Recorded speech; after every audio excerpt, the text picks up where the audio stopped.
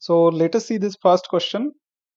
A conducting sphere of radius r is given a charge q. The electric potential and the electric field at the center of the sphere respectively are. Can you tell me?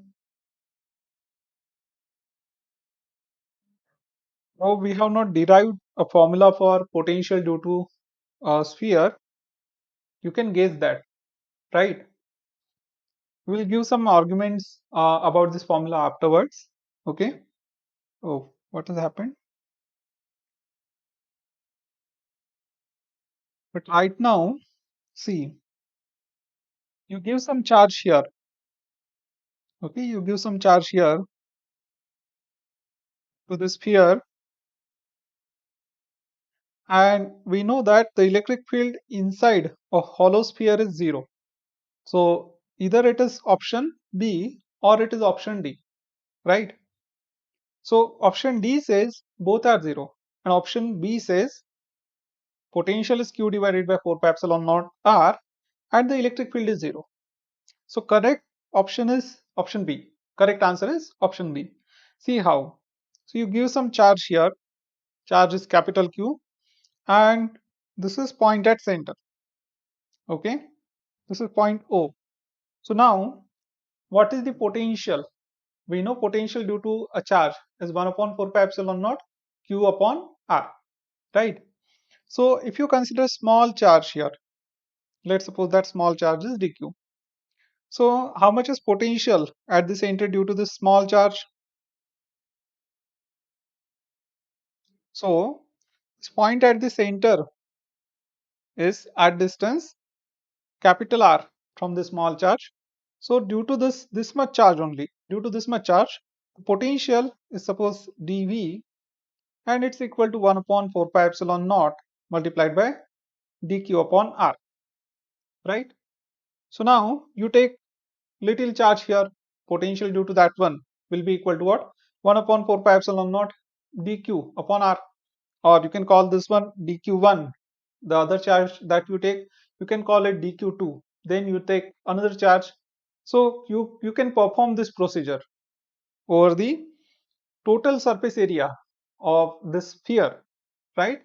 So what will you get? So this is suppose dv1. Okay, you will get some dv2, dv3, so on and so forth. So total potential at the center will be equal to, you can say, integral of dv. Okay, it's integral of dv, which is integral of 1 upon 4 pi epsilon naught multiplied by dq upon r. R is constant, right? Okay, you can take all of this outside, so you get 1 upon 4 pi epsilon naught r integral of dq. So what is integral of dq over this sphere? It is just the total charge. It is just the total charge. Okay, it's capital Q, and that's why the formula becomes what? The formula due to, sorry, formula for potential due to a sphere, it is Q upon 4 pi epsilon naught R. Or you can just say, even if you don't think in terms of this integral, you can say, if you consider small charges, then this point is at the same distance from all those charges, and potential is a scalar quantity. So the total potential at the center will be sum of potential due to all those small charges.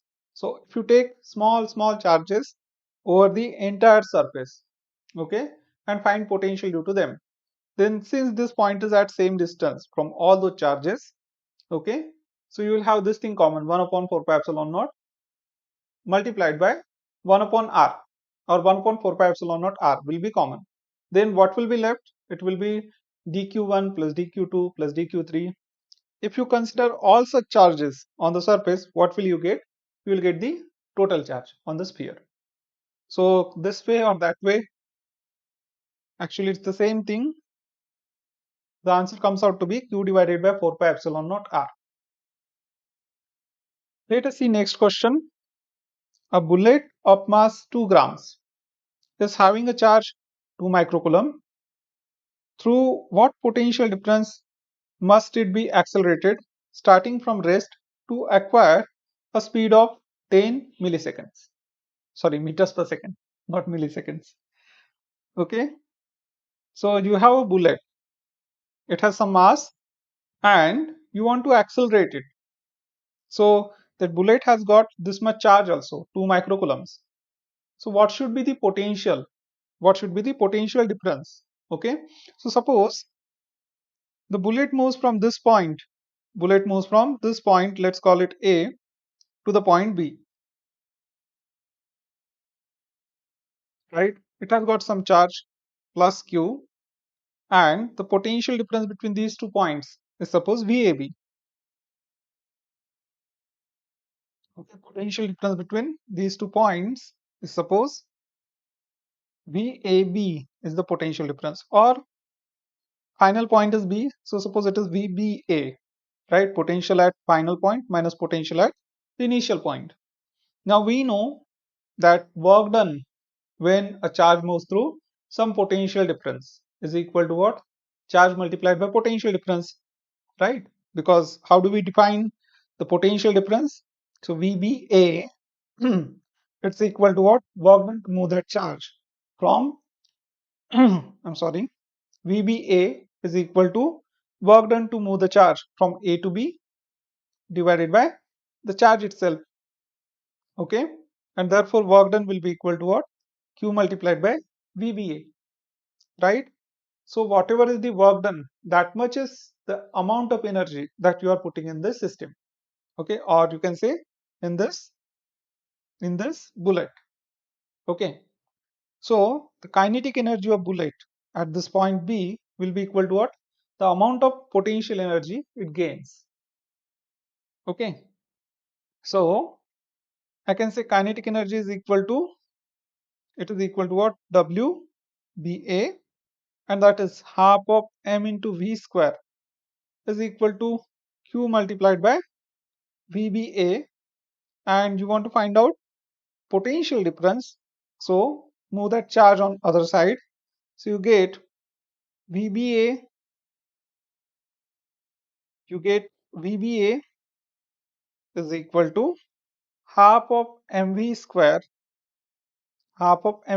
divided by Q, right? So then VBA is half of mv square upon Q. You have m, you have V, you have Q. Okay, so you can substitute all that and you can find out the potential difference. Okay, so it is half of 2 grams, which is 2 multiplied by 10 raised to minus 3 kilograms.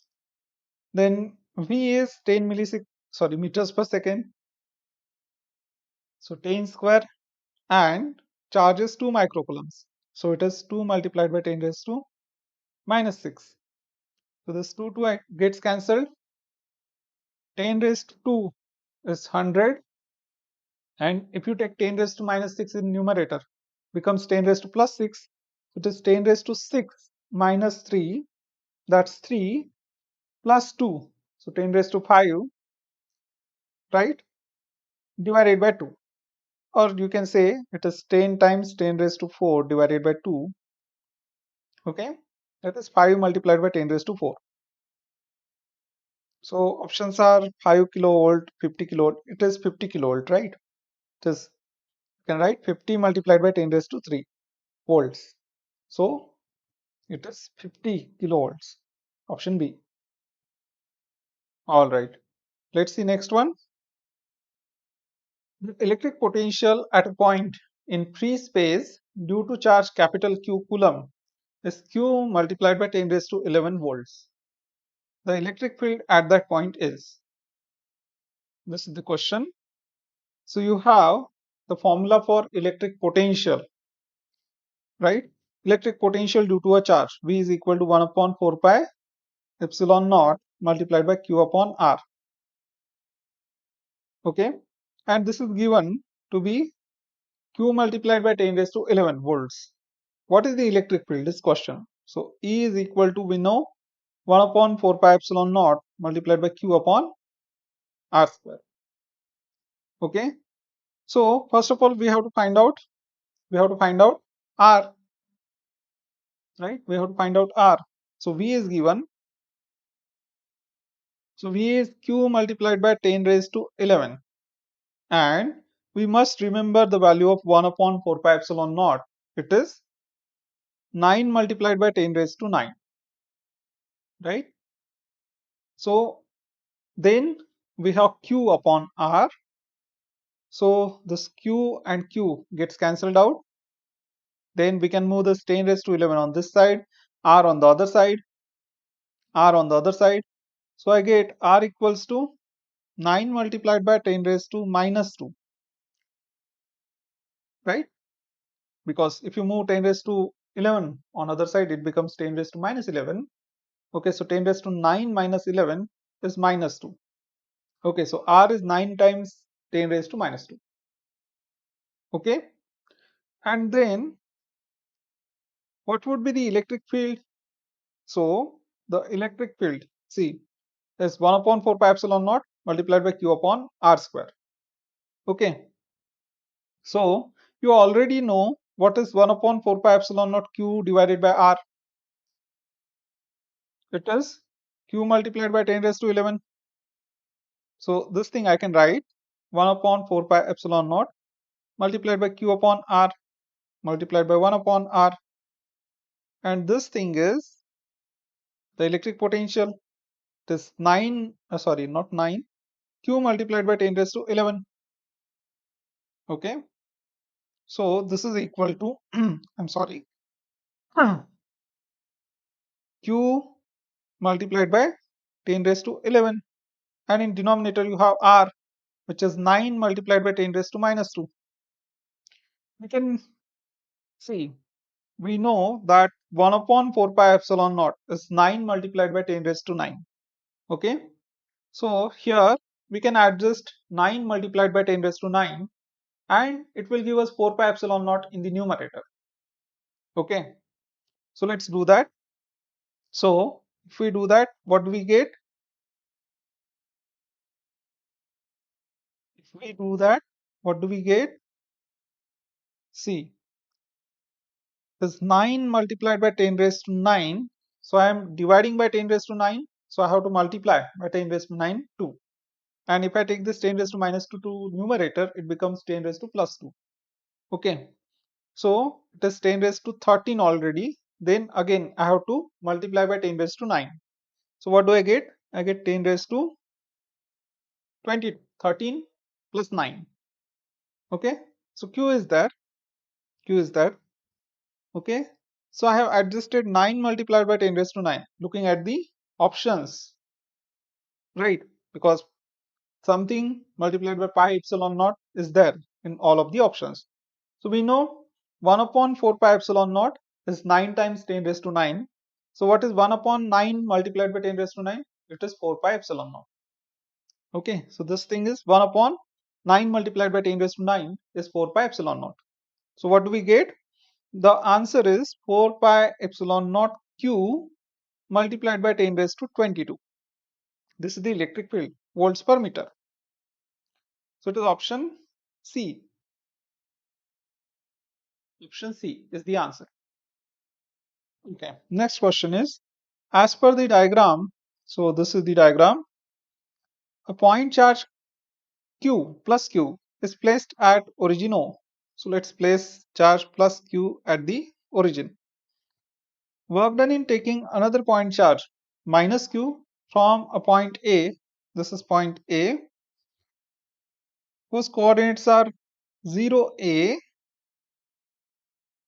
to another point B, coordinates are A0 along the straight path AB is. Okay, so A0. Alright, so work done is it 0 or other options are there? So first of all, does the work done against the electrostatic force depend on the path? Does it depend on path?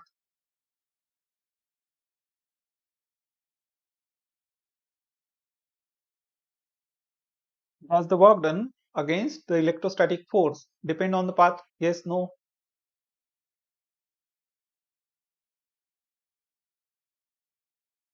No, because it's a conservative force. How do we know it's a conservative force? We found potential, okay, before knowing that it's a conservative force. So we had found it out when we studied gravity, okay, gravitation. The gravitational force is a conservative force. It is one, sorry, not 1 upon 4 pi epsilon naught. It's g multiplied by m1 m2 upon r square. Okay, so if we consider two bodies, masses are constant, g is universal gravitational constant. So this force is inversely proportional to r square. Okay, and it is directed along the line joining the two masses, right? Okay, if this is m1 and this is m2, so force due to m1 on m2 is along this line. Okay, same is the case with the electrostatic force. If you consider two charges q1 q2, the force is directed along this line, okay, towards q1 or away from q1. It depends whether charges are like charges or unlike charges. And this force is also inversely proportional to r square. Okay, so now this is the similarity between gravitational force and the electrostatic force. So what is the similarity? Gravitational force is directed along the line joining the two masses. Electrostatic force is also directed along the line, okay, joining the two charges. And this one is inversely proportional to r square. This one is also inversely proportional to r square. So we had proved that, I mean, we had studied that this one is a conservative force, and I had explained it, giving some examples. Okay, finding out the work done along 2 3 paths. So if this one is conservative force, this one must be a conservative force. And work done for a conservative force does not depend on the path followed. Okay, work done for a conservative force does not depend on the path followed. Okay, and therefore we can define potential energy for bodies under the action of conservative force only. Okay, so this thing we had studied, and we have derived potential energy for the electrostatic force also. Okay, so work done does not depend on the path. So this thing along straight path AB, so they are saying work done in moving this charge capital Q minus Q from A to B. Okay, so whether you move it like this or like this, okay, it doesn't matter. Work done along all such paths will be equal. And how much would be that work done? How much would be that work done? It is equal to change in potential difference, right? Work done is equal to change in potential difference. So potential when that charge is at point B, okay, minus, or I can say work done is equal to potential difference multiplied by charge. So VB minus BA multiplied by the charge that you are moving. You are moving charge minus Q. So now question is, how much is VB? How much is potential at this point? So what is distance of this point from O? Okay, what is potential due to plus Q at this point? So how much is the distance? Distance is A, right? So potential there is 1 upon 4 pi epsilon naught multiplied by Q upon A. And what is potential at A? So potential here is also A, because the coordinates of this point are 0, A. So this much distance is A.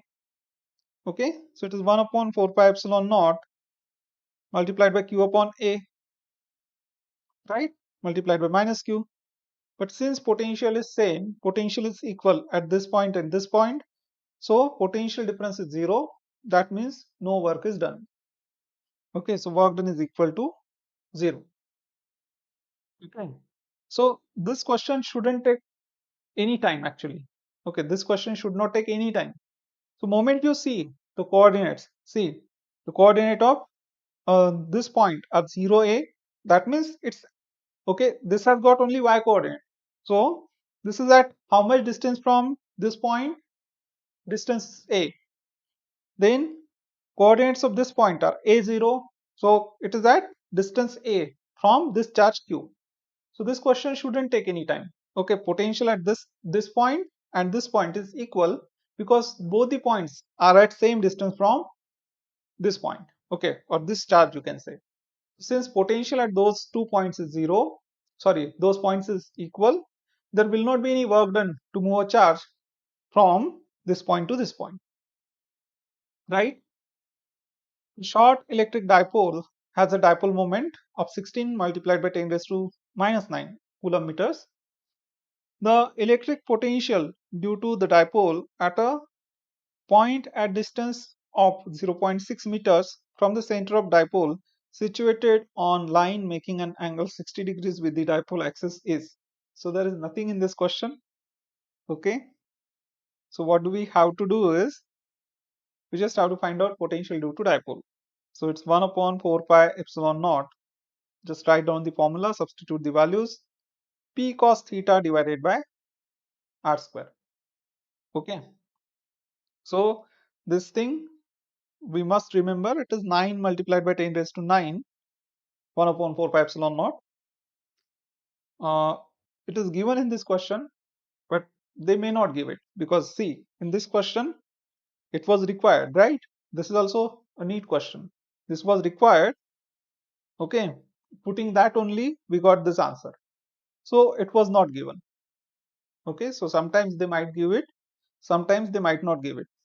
Okay, so if we remember this, it simplifies our calculations. So it is 9 times 10 raised to 9 and P is Q times 2A. So dipole moment, okay, dipole moment is directly given. It is 16 multiplied by 10 raised to minus 9. Okay, and angle is 60 degrees. So we have cos of 60 degrees divided by what? Distance is 0.6 meters. And you have square of that 0.6 square. Okay, so this can be written as 9 multiplied by 10 raised to this 9 and this minus 9 it gets cancelled out. I'm sorry. So it is 9 multiplied by 16 multiplied by cos of 60, which is 1 by 2, and in denominator you have 36 multiplied by 10 raised to minus 2. Okay, so let's check 36 multiplied by 10 raised to minus 2. Okay, so 9 4s are 36, 16 divided by, you have 16 divided by this 4 and this 2, that's 8. So it is 2 multiplied by 10 raised to 2. Yeah, it's option B. Okay, 200 volts is the answer. Anyways, let's move on to the next question. 4 point charges minus Q, sorry, 4 point charges minus capital Q minus small q, 2Q and 2Q, 2 capital Q are placed, one at each corner of the square. The relation between Q and Q for which the potential at the center of the square is 0 is. So this one is also simple. See, if you draw a square, so these are, sorry, okay, so these are 4 charges at the 4 corners of the square. Okay, and the charges are minus Q, then minus Q, 2Q and 2Q, and it's given that potential at the center is 0. So the center is at same distance from all these points, from all the 4 corners we can say. Okay, so what will be net potential? So net potential is given to be 0. So potential due to minus Q, it will be just sum of potentials due to all the charges. So potential due to minus Q, 1 upon 4 pi epsilon naught, we can say it is K multiplied by minus Q divided by R, plus potential due to this minus Q, okay, minus small q, is K multiplied by minus Q upon R, plus you have 2 small q, K times 2 small q upon R, this is potential due to this charge, so K times 2Q upon R, and plus you have K times 2 capital Q divided by R, this is equal to 0. Okay, so if you notice, we can take K upon R, common from all terms. So we can take it common and take it on other side, so it goes into the denominator, right? So 0 divided by anything is 0. Okay, so okay, we can move it on other side, right? I mean, we can divide by K upon R to this equation. So what will remain? Minus Q, then minus Q plus 2Q plus 2Q is equal to 0, or you can say minus Q plus 2Q is Q, right? 2Q minus Q is capital Q plus small q is equal to 0. So capital Q plus small q is equal to 0. So that implies that Q is equal to minus small q. Okay, so it's option A. Option A is the answer. Let's move on to the next question. So next question is, four electric charges plus q minus q minus q plus q plus q minus q minus q are placed at the corners of a square of side 2L. So side of the square is 2 times L. The electric potential at A, electric potential at this point, midway between two charges, capital Q, sorry, not capital Q, plus small q plus and plus q, is what will be the potential? This is the question. Okay, so let's calculate the potential. So how much would be potential due to this capital Q and capital Q? So potential due to capital Q is K multiplied by Q upon R, and okay, Q upon L, let's say L, because this side is 2L, so this much distance is L, right? And we have two such charges. We have two such charges. Okay, so it is K multiplied by Q upon L multiplied by 2, plus then we have potential due to these two charges. So for that, we need to know this distance. Okay, we need to know this distance. So let's call this distance R. Okay, let's call this distance R. Then this is this much distance. Okay, from here to here it is 2L. This distance is L. So using Pythagoras theorem, we can find out this distance, right? So R square is equal to 2L square, sorry, not 2L square, 2L whole square plus L square. Okay, so which is 4L square plus L square, that is 5L square. This is R square. So what is R? R is equal to root 5L. Okay, so then what will be potential due to these two? So it is 2 times K multiplied by minus Q upon R. Okay, so this will be total potential. So again, we can take K common, we can take 2 common, so it is 2K multiplied by, and we can also take Q common. Okay, so let's take Q common. So 1 upon L minus 1 upon R. And what is R? It is root 5L. So we can substitute that. So what do we get? And in options, it is 1 upon 4 pi epsilon naught. So it is 2Q divided by 4 pi epsilon naught. And it is 1 upon L minus 1 upon root 5L. So we can take L common too. Okay, so it is 1 minus 1 upon root 5. Option C. 3 charges, each plus Q, are placed at the corners of an isosceles triangle. Okay, ABC of sides BC and AC equal to 2A. So BC and AC, these are 2A. D and E are midpoints of BC and CA. Okay, D and D and E are midpoints of BC and CA, the work done in taking charge Q from D to E is. This is the question. Okay. So you have three charges. So this charge plus Q and plus Q. And then you have another charge capital Q which you move from this point D to this point. So how much will be the work done? This is the question. Charges plus Q and minus Q are placed at points A and B respectively.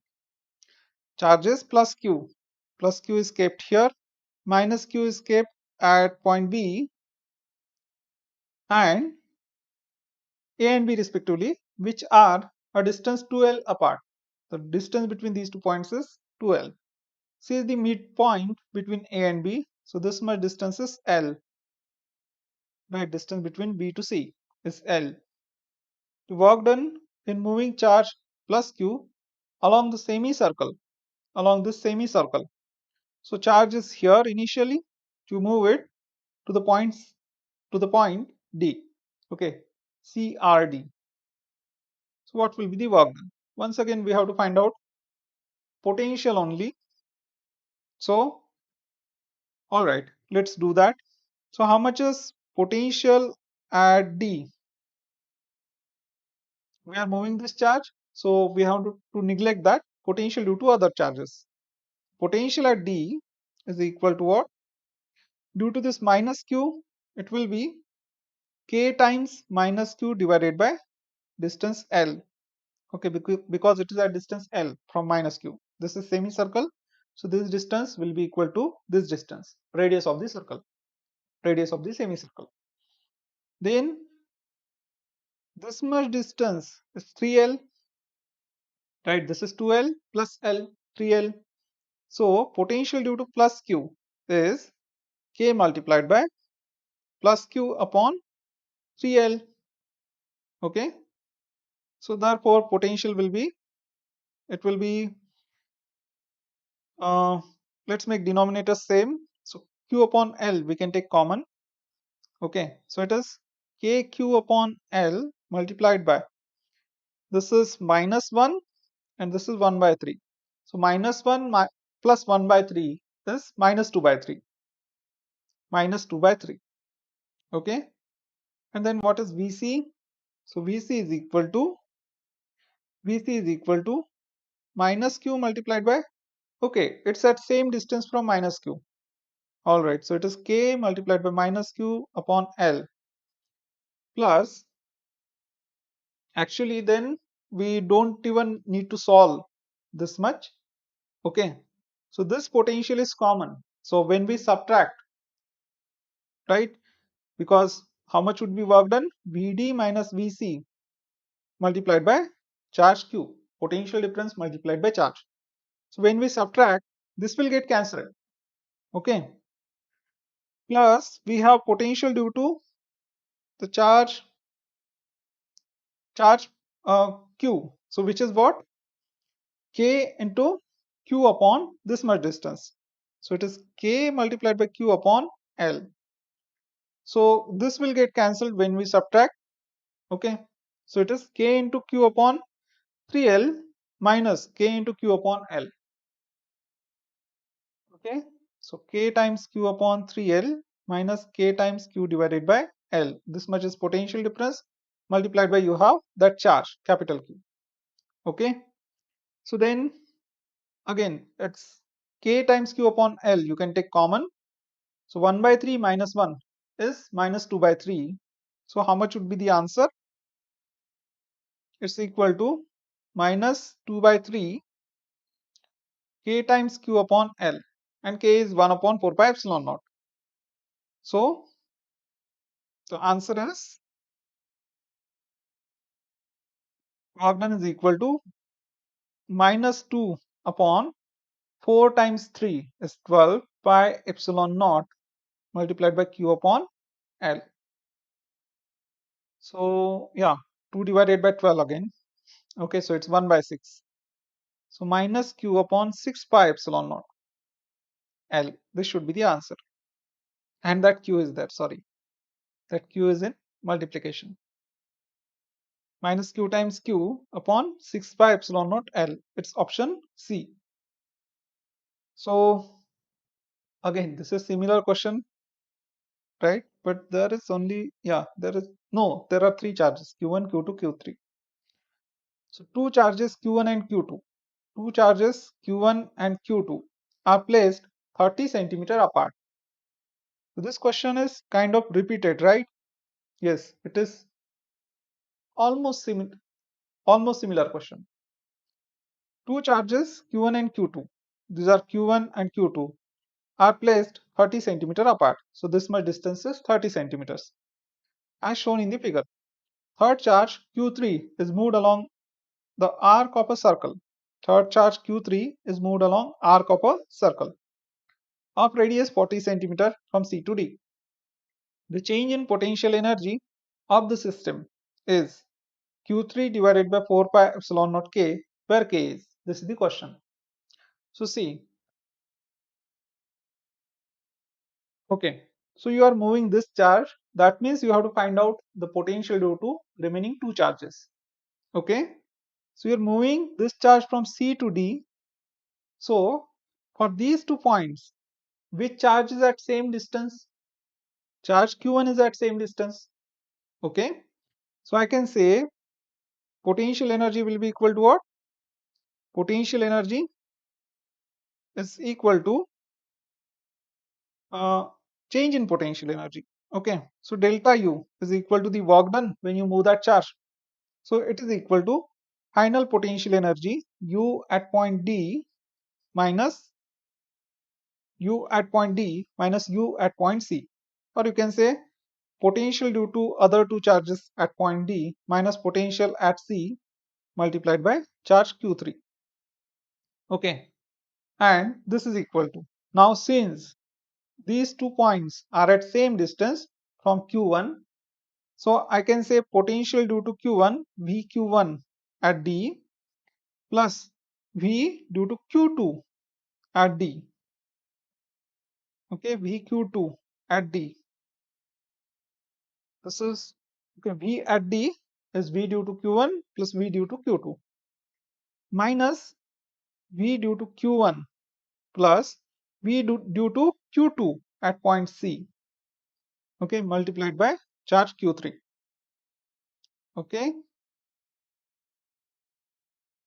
and then see, potential due to Q1 is same, so this one gets cancelled out. That's what I'm saying. When you are calculating, just don't consider it. Okay, so what is potential due to Q2 at D? So this much distance is 40, this is 30, so this distance will be 10, right? 10 centimeters. So it is equal to Q2 divided by 4 pi epsilon naught R, okay, which is 10 centimeters.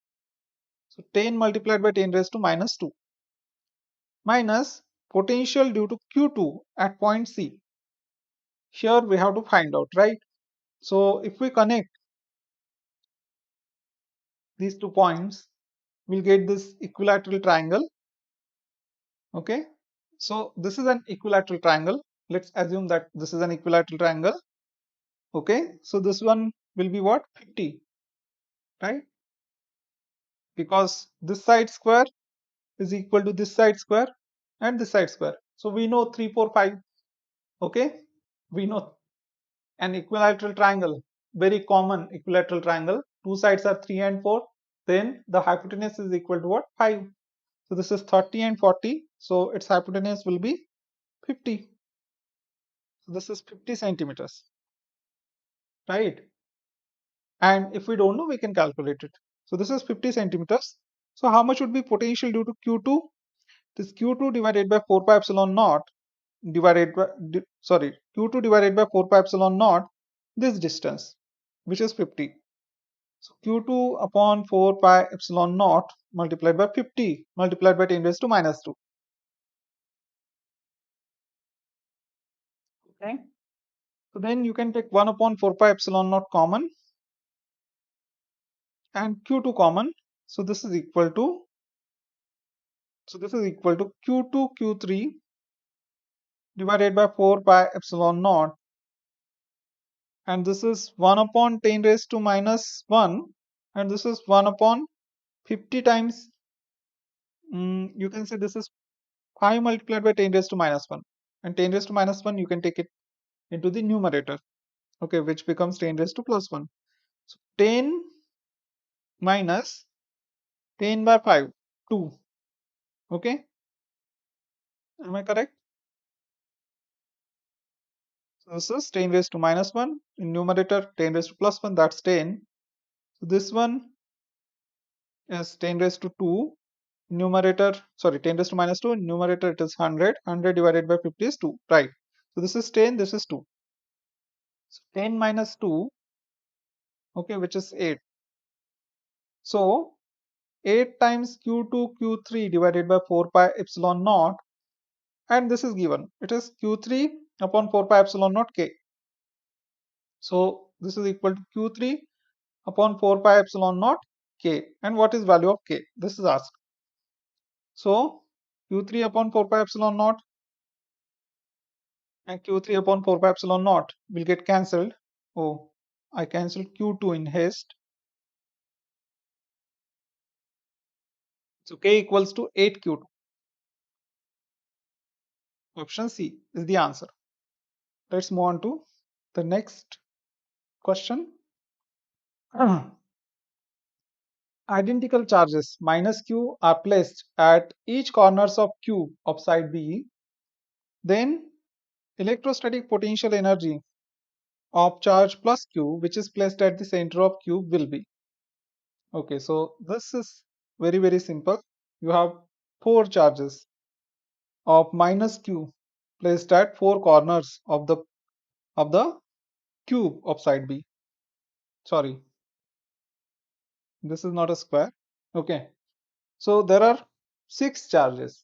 Okay, because this is a cube, there are six charges placed at the six corners of side B. Okay, sorry. So this is a cube having side B.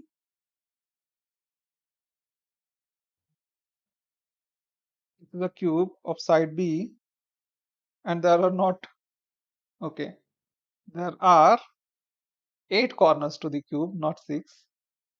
There are six faces, right? So there are charges at every corner, minus Q, minus Q, minus Q, minus Q at every corner.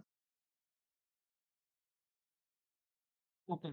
And question is, what will be the potential due to all of this, all of these at the potential energy if you keep charge plus Q at the center of the cube? So first of all, we have to find out the distance of this point, the center, from any one of these charges. And for that, what can we do? How much would be that distance? Can you say? See, you can connect this line.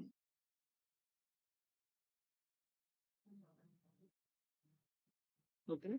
And you can draw a perpendicular from here. Okay. And then I can connect this charge to this point. Okay. So, yeah. So, how much would be this distance, first of all? So, if this distance is B, then uh, this distance is B, this distance is B. So, this will be using the Pythagoras theorem. This distance will be root 2B, right? Because B square plus B square equals to this side square. 2B square equal to this side square. I'm sorry. So this distance is root 2B. Okay, this distance is root 2B, and we want half of that. We want half of that. So it is root 2B divided by 2. So that is B upon root 2. Okay. So if this point is, let's call this point anything. This is A, this is, let's call it B, this is O. Okay, so AB is equal to B divided by root. Got it? Yes, no?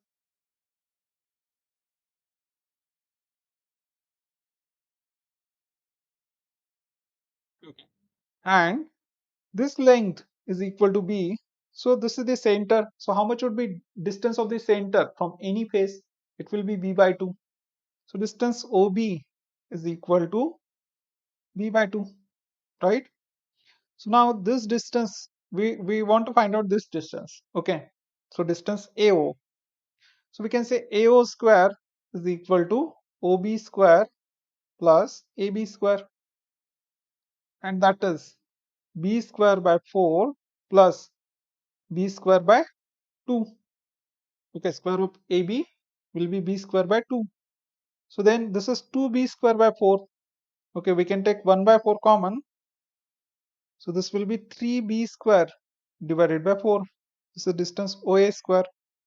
And that means how much is distance OA? It is root 3B divided by 2. Okay, if my calculation is correct, this is root 3B divided by 2. Yeah. And then we want to find out the potential. So see, this much would be the distance. This much, sorry,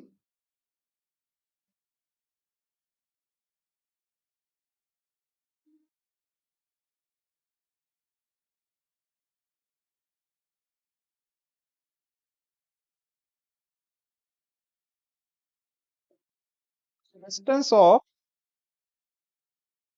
distance of the center from all charges is root 3b upon 2. And therefore potential will be what?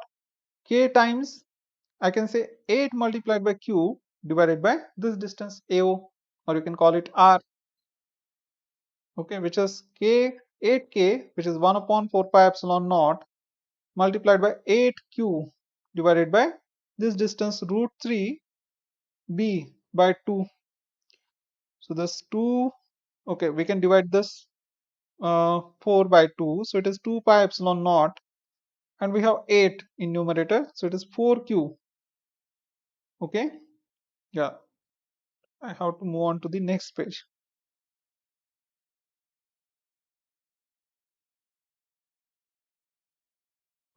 So it is 2q divided by pi root 3 pi epsilon naught b. 2q divided by root 3 pi epsilon naught b. This is the potential due to all the charges at the center, and you want potential energy when you keep charge plus q at the center. So potential energy will be what? The total potential multiplied by this charge plus q. Okay, potential energy U is equal to V times B, V times Q. So U is equal to V times Q, which is 2 times Q square divided by root 3 pi epsilon naught B. So this is the answer. Oh no, sorry. This is negative charge, right? All these charges, all 8 charges are negative. This should be, there should be this minus sign. Okay, minus sign here. Okay, this is negative, this is also negative. Minus 2q square divided by root 3 pi epsilon naught b. This should be the answer. Okay, actually they have, okay, yeah. So is it option, no option like that? There is only root 3 here. So have I missed something?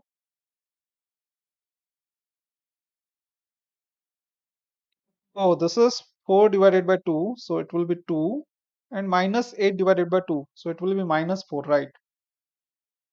Okay, so it is minus 4. Calculation mistake, sorry. Okay, so it's option C. Option C is the answer. Yes? Okay. So question is simple, just little bit lengthy. Okay. Let us see next question. In bringing an electron towards another electron, the electrostatic potential energy of the system, so becomes zero, increases, decreases, remains same. Tell me, when you bring two electrons close to each other, what will happen to the potential energy of the system? It will decrease, increase, remain same, or it becomes zero? It will increase. Very simple. because two electrons will repel each other, right? So in order to move them close, you have to force, you have to exert an external force, okay, opposite to the electrostatic force. That means you are doing some work. So potential energy increases. You are doing positive work, okay? Potential potential energy increases. All right. Let's see next question. There is an electric field E in x direction. If the work done on moving charge 0.2 coulomb through distance of 2 meters along the line making an angle 60 degree with x-axis is 4 joules, then what is the value of E? This is the question. Okay, that is electric field E in x direction. This is E bar. And you are moving a charge by 2 meters. So let's suppose charge is here. Okay, so charge is moved from this point along the line making an angle 60 degrees. So you are moving the charge like this. Okay, whatever is the displacement, R is suppose displacement. So how much would be the work done against electric field? So this is displacement. So work is done against electric field which is along x-axis. This is theta. Okay, so this much is displacement in x direction, right? So work done against the electric field, work done will be equal to what? Minus of x times force due to this electric field. Okay, work done will be minus of x times force due to the electric field, not the electric field. Okay, it is force into displacement. So it is minus of x times q multiplied by E. Okay, charge is q, right? So then now, okay, so now we just have to substitute values. So x is equal to what? X is equal to r cos theta. So W is equal to minus of r cos theta times E. So E is equal to W divided by minus r cos theta. But I guess they are not concerned about the sign. So it is 4. Okay, I missed Q here also. So W divided by minus QR cos theta. Okay, so work done is 4. 4 divided by minus Q is what? 0.2. R is what? 2 meters. And cos of 60 is 1 by 2. Okay, this 2 gets cancelled. 4 divided by zero point 0.2 is 4 divided by zero point 0.2. 4 upon 2 is 2. So 4 divided by zero point 0.2 is 20. So option B. Right? It's minus 20, but we are not concerned about sign. Only magnitude is 20 newtons per coulomb.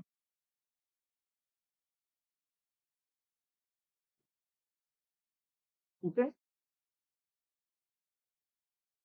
Yeah, question is very simple, right? Okay. Let's see next question. So these were NEET questions. There was one JE question in between. A charged particle Q is shot with speed v towards another fixed charge particle capital Q. It approaches Q up to a closest distance small r and then returns. If Q were given speed 2v, then the closest distance of approach would be.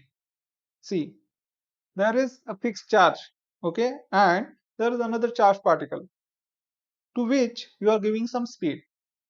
So because of that speed, it will move closer to this charged particle, capital Q. But since capital Q is repelling it, it will slow down and it will stop at a certain distance. Okay. Now, which thing will determine that distance between two charges? So this charge will keep on moving till the time its total kinetic energy gets converted to potential energy, right? Because in moving closer to each other. Okay, in moving closer to this capital Q, it's doing some work. And where is that work coming from? Kinetic energy. Okay, so I can say that kinetic energy is equal to work done, or initial kinetic energy is equal to final potential energy, right? So Ke initial in first case is suppose Ke1, it's equal to V1, and in second case Ke2 is equal to V2. Okay, and what is V1?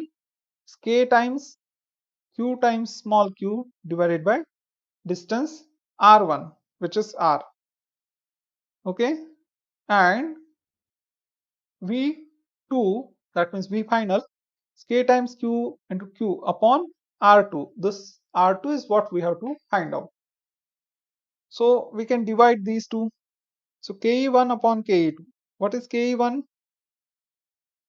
So Ke1 upon Ke2, or yeah, Ke1 upon Ke2. We want to find out R2, right? So Ke1 upon Ke2 will give us what? KQQ and KQQ will get cancelled out. It's 1 upon R divided by 1 upon R2. Okay, 1 upon R divided by 1 upon R2, and divided by R2, 1 upon R2 is multiplied by its reciprocal, so which is R2. So then what is Ke1? Well, let's move this R also on other side. So R2 is equal to Ke1 is half of mv square, and Ke2 is half of m multiplied by 2v square. Okay, and we are moving this R on the other side,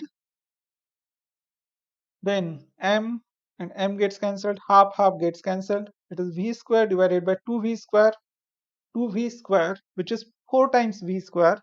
So that v square gets cancelled. So it is 1/4 only, 1/4 of R. This is the answer. Okay, so R2 is equal to R upon 4. It's option D. All right. Next question. Two charges of equal magnitude, small q, are placed in air at distance 2a apart, and third charge minus 2q is placed at midpoint. The potential energy of the system is. Okay, this is very simple, right? So two charges q and q, they are at distance 2a apart, and in between them you keep minus 2q. So how much is potential energy? Potential energy of the system is equal to what? Work done in assembling these charges. So when you bring, suppose this charge, first, there is no work done. Then you bring second charge. How much would be work done? Work done is K multiplied by Q into Q divided by distance between these two. How much is that? 2a. Plus, when you bring this charge, there will be some work done again. How much is work done? So, there is some potential due to this charge at this point, some potential due to this charge at this point, and so it is K into Q upon A multiplied by minus 2Q. Okay, so it is work done against this charge, and work done against this charge would be equal actually, because this is at same distance. K multiplied by this charge upon A, this is the potential of this charge at this point, multiplied by the charge that we are bringing, minus 2q. Okay, so then it is K times q square upon 2a, plus here you have minus 2q square upon a and minus 2q square upon a. Okay, so K times minus 2q square. Okay, that is minus 2q square plus minus 2 times q square is minus 4 times q square. Okay, this is q square upon a, right? Then k times q square upon a we can take common. So this is equal to k times q square upon a, we can take common. then it's half minus 4. So what is half minus 4? It's minus 3 halves. Okay, or minus 7 by 2. So minus 7 by 2, where is minus 7 by 2? Yeah, in option D. Right, if you write this k as 4 pi epsilon naught. Okay, so it is option D is the answer. Got it? So sometimes there might be a question like this one also.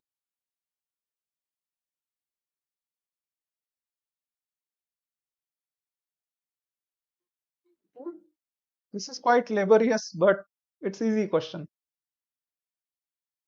Okay, then let's see next question. So will it be 0?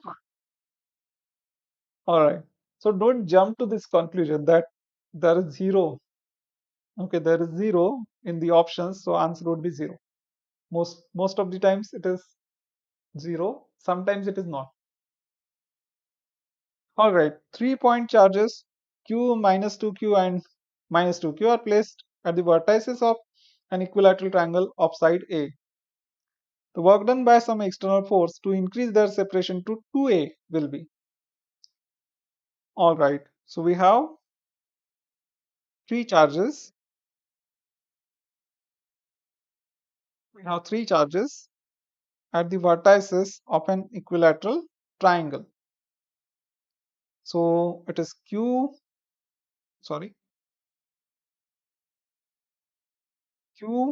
minus 2Q minus 2Q. So suppose first you bring this Q. Okay, so how much would be work done? 0. Then you bring this minus 2Q. So work done will be what? How much is potential energy of this 3? It is Q multiplied by minus, okay, so K times Q multiplied by minus 2Q upon distance between them is A or R, A, plus now when you bring this one, so there will be work done against this and against this. So it is K times Q multiplied by minus 2Q upon A, okay, and plus it will be K times minus 2Q multiplied by minus 2Q upon A. So minus 2Q multiplied by minus 2Q upon A. So which is equal to? Let's calculate. So it is K times Q square upon A, we can take common. Okay, K times Q square upon A, we can take common. So here we have minus 2, here we have minus 2, and here we have minus 2 times minus 2, which is 4, and actually it is 0. Okay, so initial potential energy is 0, right? So this is initial potential energy. Okay, I have written in black and red. Initial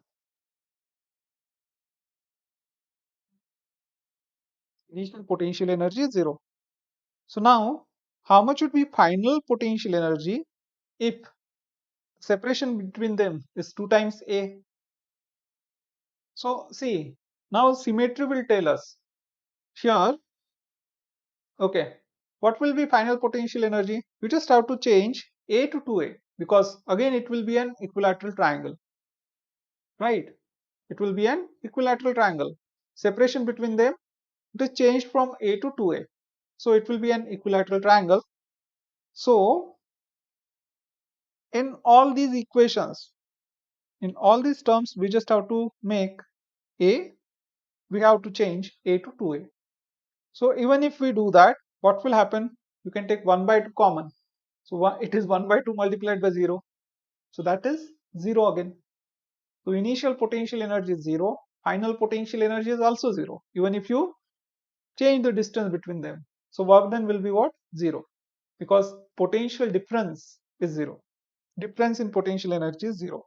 So yeah, in this question, indeed it is 0. Got it?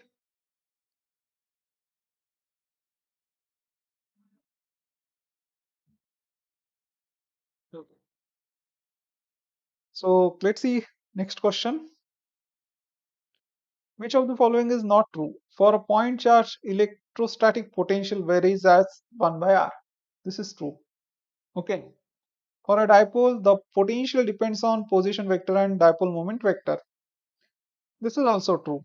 Okay, it depends on the position of point and dipole moment vector. Right, because we have formula potential due to a dipole V is equal to 1 upon 4 pi epsilon naught multiplied by P cos theta divided by r square. This is the formula. It depends on dipole moment. It depends on cos theta. So cos theta will give us what? Position vector of this point with respect to the dipole. Right? Because okay, theta determines the position. Theta and r determine the position. Okay. So this is also true. The electric dipole potential varies as 1 by r at large distance. Okay, we'll see this. And for a point charge, the electrostatic field varies as 1 by r square. So this is also true. That means this is not true. Okay, if one option has to be not true, then it is option C. Okay, see, let us see what is this. What is the option C? Electric dipole potential varies as 1 by r at large distances. So let's suppose you have a dipole. What is dipole? Plus q minus q. Okay, and you are at very large distance. You are at very large distance. So this is suppose your dipole. If you are at very large distance from this dipole, okay, not this much distance, very large distance compared to the length of dipole. So I can say plus q and minus q are almost at the same distance from this point. Okay, don't don't take it literally this point. It's at very large distance. Point is at very large distance. So charge plus q and minus q they are almost at same distance from this point, from that very large distance at point at very large distance. Okay, so that means potential due to plus q and potential due to minus q at that point is equal, but potential due to one is positive, potential due to other is negative. So what will be the sum? So potential at that point would be 0. Okay, so potential due to a dipole at very large distance is equal to what? 0. Got it? So it does not vary as 1 by r at very large distance.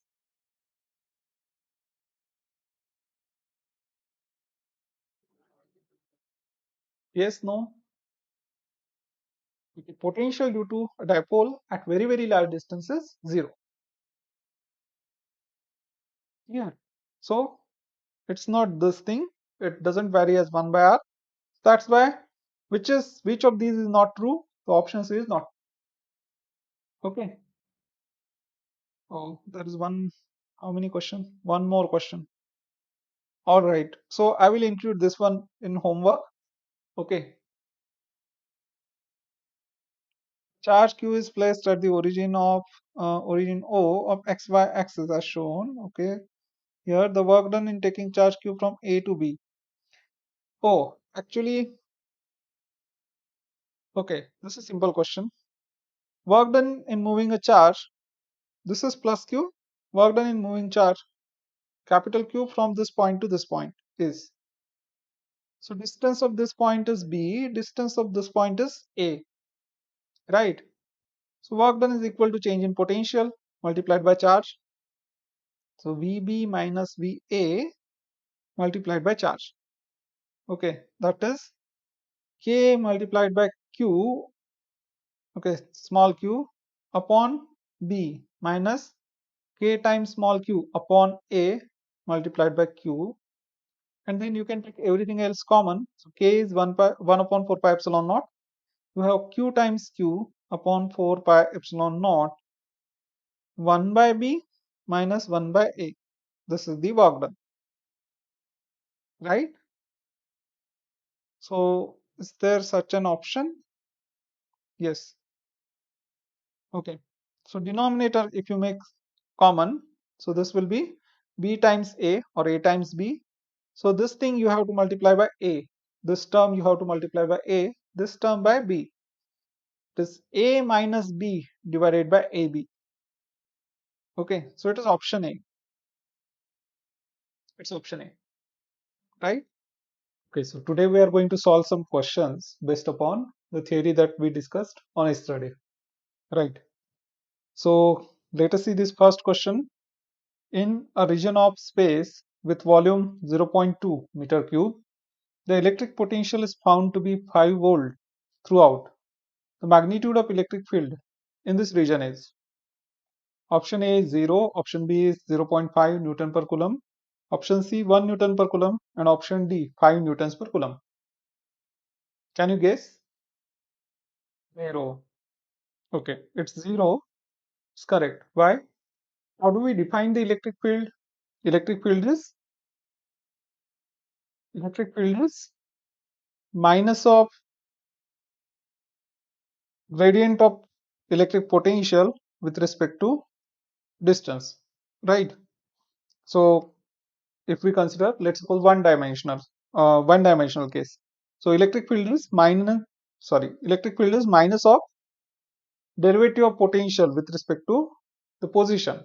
Okay, so that is change in potential with respect to change in position. But the electric potential here is 5 volt throughout. That means it is not changing, and that means because it's not changing, so its derivative with respect to position will be 0. Okay, so electric field is 0. Two metal spheres, one of radius r and other of radius 2r, respectively, have the same surface charge density sigma. They are brought in contact and separated. What will be the new surface charge densities on them? This is the question. So you have two metal spheres and they have same surface charge density sigma. Okay, but the radius of first one is r and the radius of the other one is 2r. So they are brought in contact and separated, right? They are brought in contact.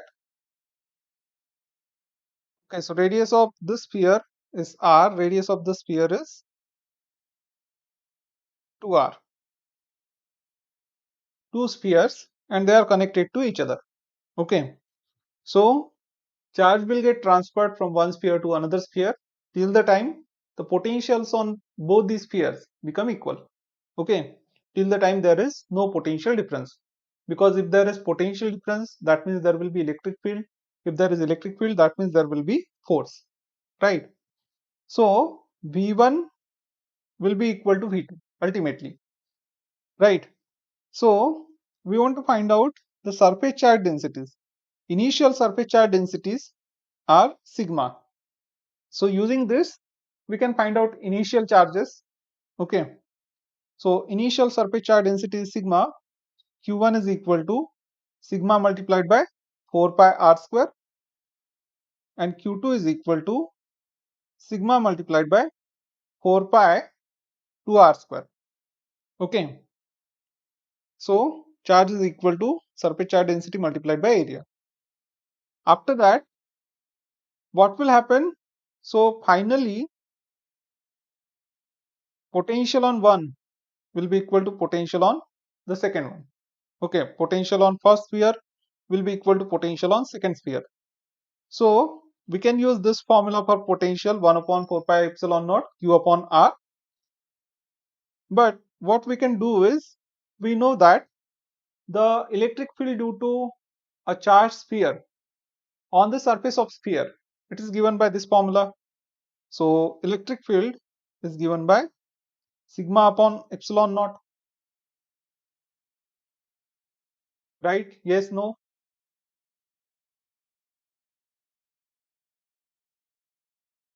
Okay. So we can relate electric field and potential for a sphere, and for this kind of problems we can use this formula. See, so V is equal to, for a sphere, 1 upon 4 pi epsilon naught multiplied by Q upon R. So now, how can you make, how can you adjust the electric field on right hand side, the formula for electric field? So it is 1 upon 4 pi epsilon naught Q upon R square, right? It is Q upon R square. That means I have to multiply in denominator by R. Okay, so I will do this. I will multiply by R in the numerator and denominator. So this is my electric field. So I can say V is equal to what? It is E multiplied by R, or it is sigma upon epsilon naught. Okay, electric field is sigma divided by epsilon naught, and V is equal to sigma upon epsilon naught multiplied by R. Okay, so this will, okay, this formula we can use for spheres only. Okay, so now I can say V1 is equal to V2. That means the sigma dash, okay, the surface charge density will change. So sigma 1 dash, or we can call it sigma 1 also, because initially the surface charge density is equal. So sigma 1 dash upon epsilon naught multiplied by R is equal to sigma 2 dash divided by epsilon naught multiplied by what? What is radius of second sphere? It is 2R. Okay. Then this R and R gets cancelled, epsilon naught gets cancelled. So we get sigma 1 dash is equal to 2 times sigma 2 dash. Okay, quite quickly. And after that, we can find out the net charge. See, there is redistribution of charge, but net charge remains constant. Okay, so net charge, final net charge, we can say on first sphere, Q dash is equal to sigma 1 dash multiplied by its area, which is 4 pi r square. And final net charge on the second one is sigma 2 dash multiplied by 4 pi 2r square, right? So charge remains constant. So Q1 plus Q2 is equal to Q1 dash plus Q2 dash. Okay. So therefore, what we can do is sigma 1, which is sigma in first case, multiplied by 4 pi r square plus sigma multiplied by 4 pi 2r square is equal to, here it is sigma 1 dash multiplied by 4 pi r square plus sigma 2 dash multiplied by 4 pi 2r square. So here we can do one more thing. So we can cancel out 4 pi r square, okay, which we didn't do earlier. So we can cancel out 4 pi r square, 4 pi r square from everywhere. So what do we get? So if we cancel out 4 pi r square, here you have 2 times of r square. So we'll get factor of 4 from here. So it is sigma plus 4 sigma, right?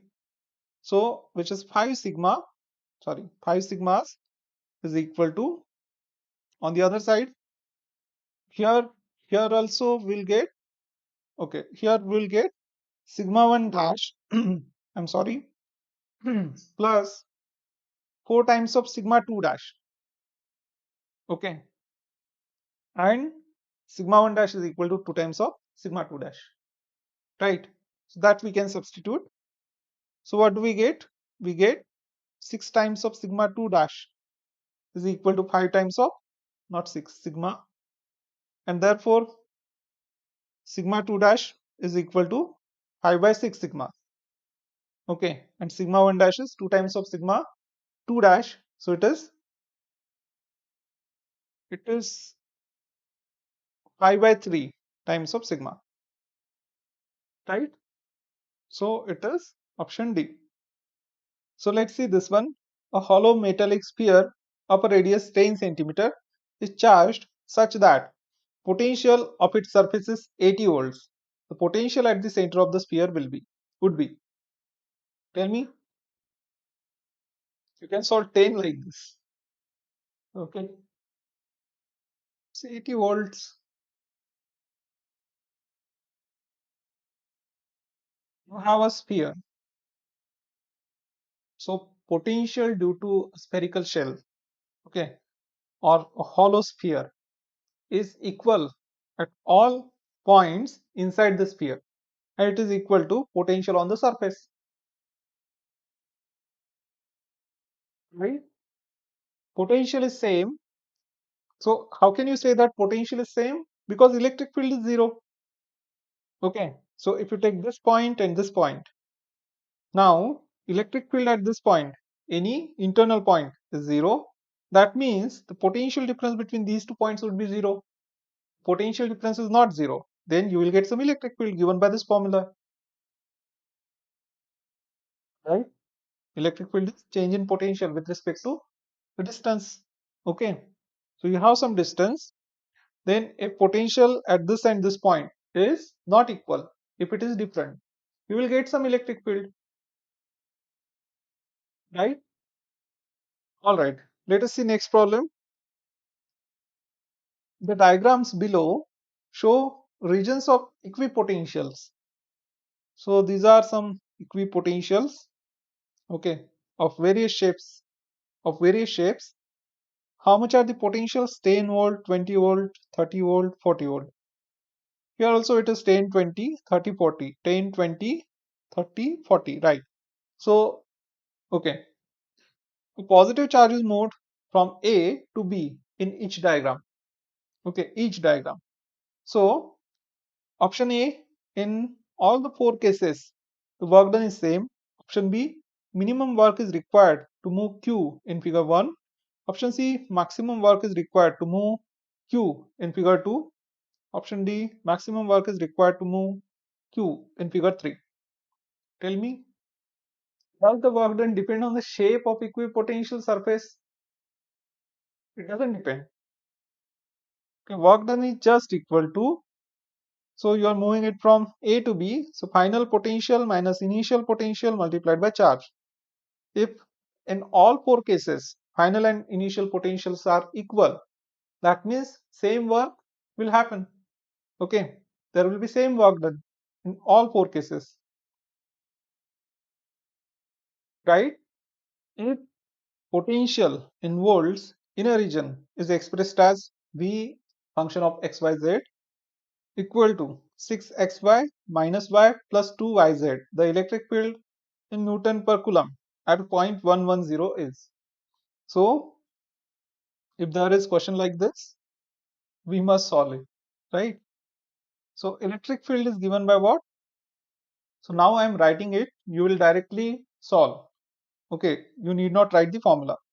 So E bar is equal to minus of I cap multiplied by dou V by dou X plus J cap multiplied by dou V by dou Y plus K cap multiplied by dou V by dou Z. Okay, negative of gradient of potential with respect to XYZ. Okay, negative of gradient of potential, right? So it is equal to minus of I cap multiplied by derivative of V with respect to X. And what is V? V is 6xy minus y plus 2yz. Okay, so while taking this derivative is partial derivative of this thing with respect to x. So because it's partial derivative, we treat, if we are taking derivative with respect to x, we'll treat the other two variables as a constant. Okay, so y is constant, z is constant. These two terms are constant. That means how much would be this derivative? The 6y, we can take it outside because it's a constant. Then dx by dx is 1. So this derivative is just 6y. Okay, so this is first one.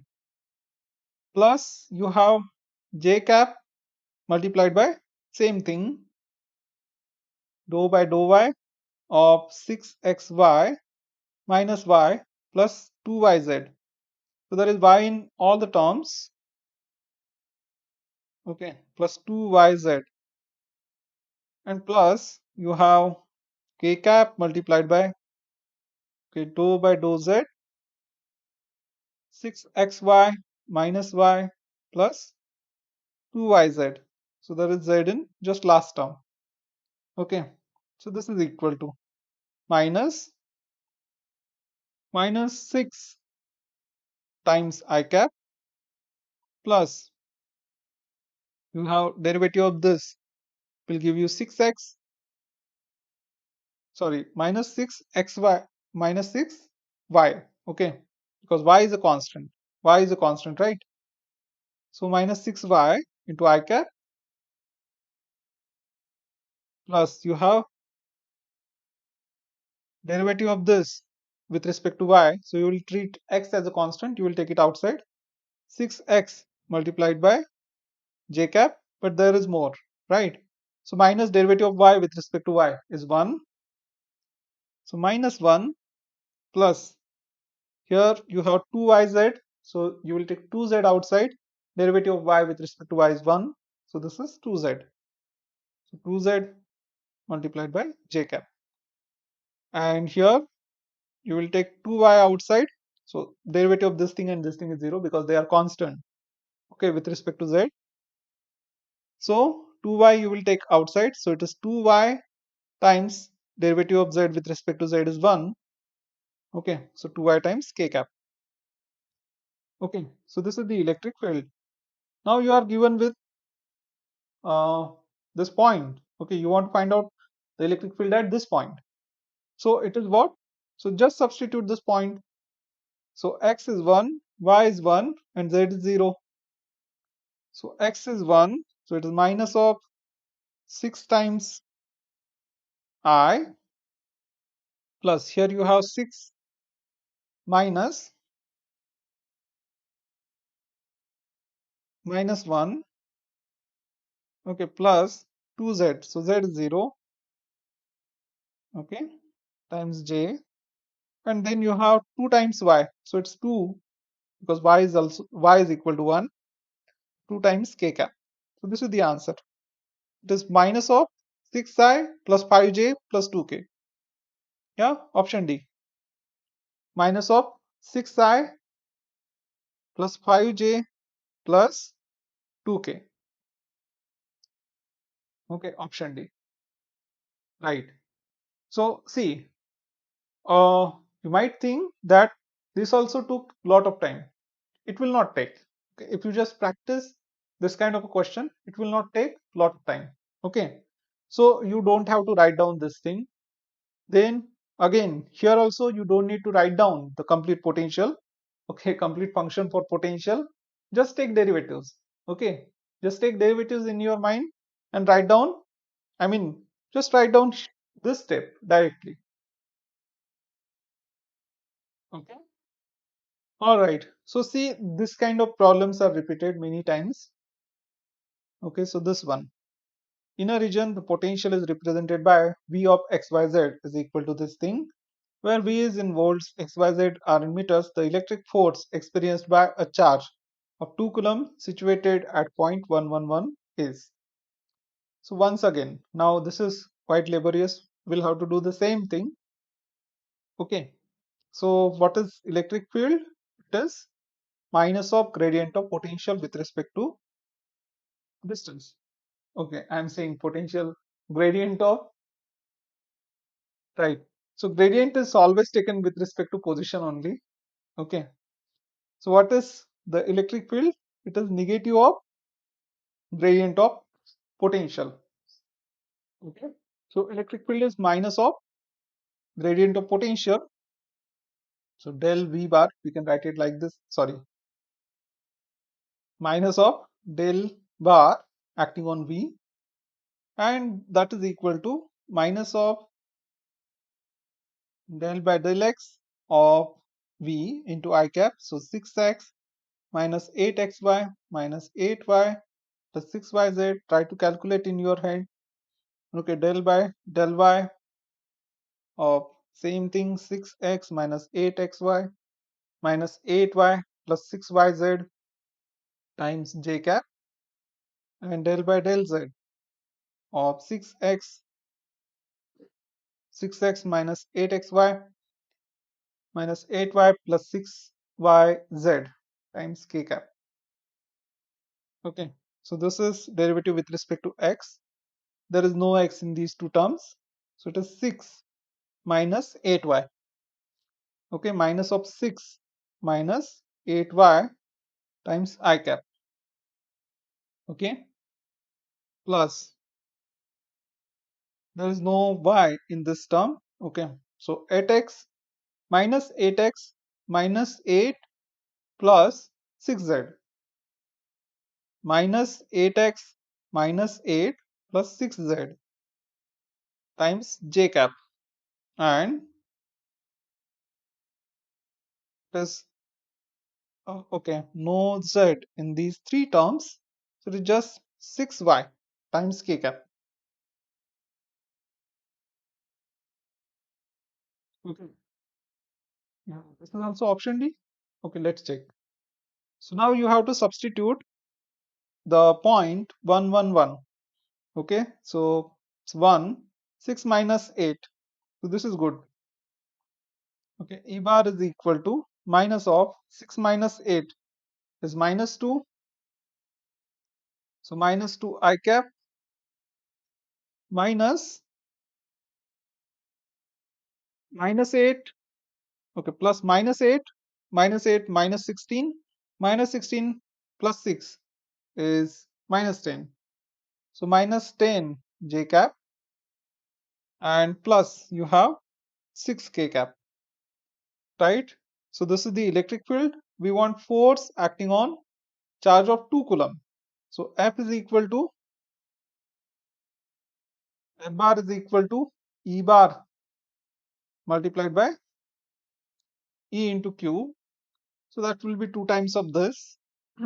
Okay. And we want magnitude of it. Okay, so I will just make some space here itself.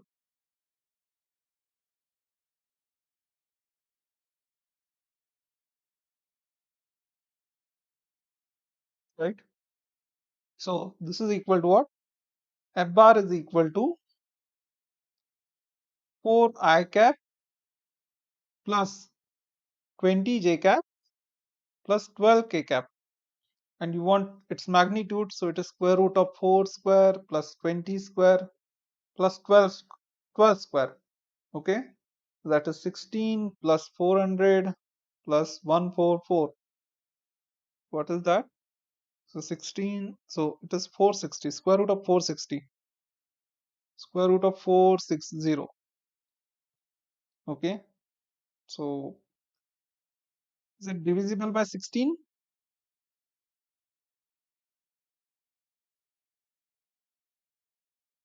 Square root of 460. What I can see is it's divisible by 4, right? So if you divide by 4, it will give you 1115. Okay, it is 2 times square root of 115, 115, right? And 115 is it is 115. Have I done some mistake somewhere? 115 is divisible by 5. Okay, so if you divide by 5, it is 20, 23.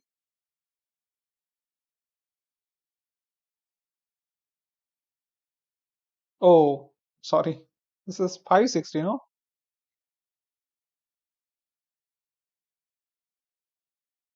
Okay. Now this is divisible by 8. It will be 70. Right. It is divisible by 16.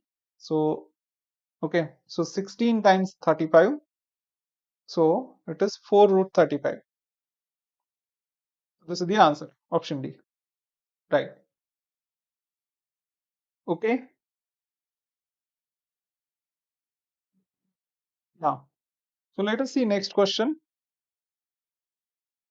A, B, C are 3 points in uniform electric field. The electric potential is A maximum at C, B same at all the 3 points A, B and C maximum at A, and D maximum at B.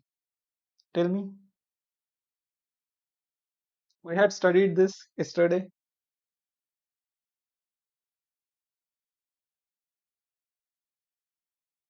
Electric field lines flow from higher potential to lower potential. Now tell me.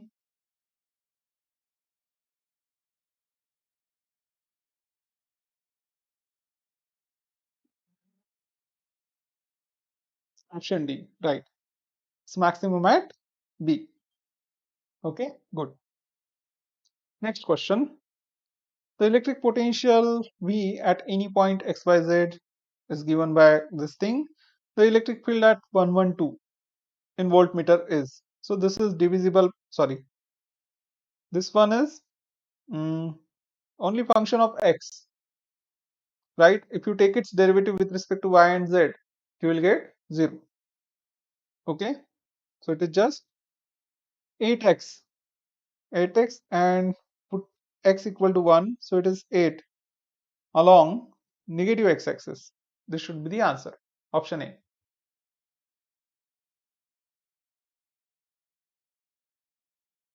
Yes, no? Do I need to solve?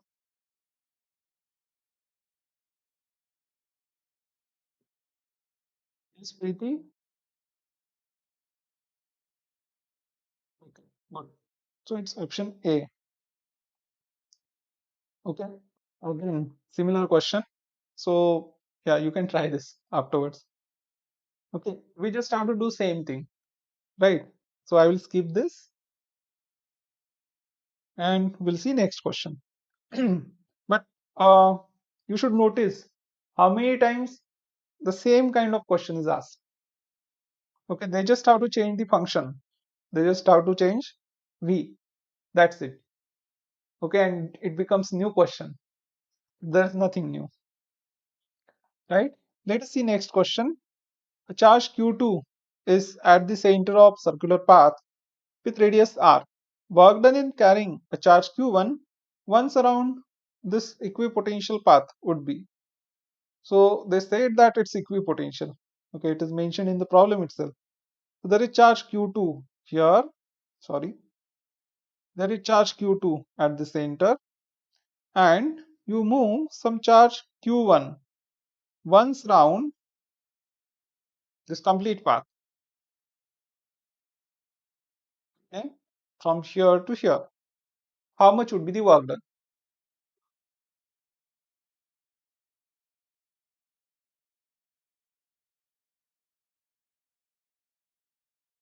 Okay, so work done is 0.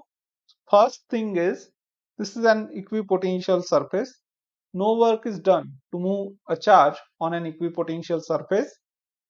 Okay, and second thing is, you are taking this charge, moving it, and okay, you are moving this charge and once round. That means it will come back to the same position.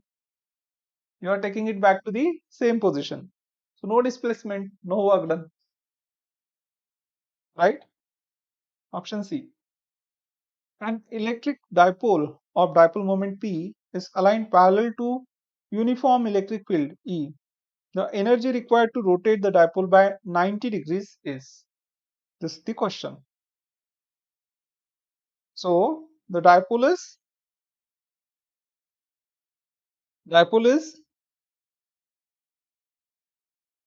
parallel to the uniform electric. Okay, initially it's parallel. So theta 1 is 0, right? Theta 2 is 90 degrees. So what is energy required? What is energy required? Delta U. Delta U is equal to minus P cos of theta 2 minus cos of theta 1. This is our formula, right? Work done to rotate a dipole from theta 1 to theta 2 is minus P cos of theta 2 minus cos theta 1. Okay, so this is equal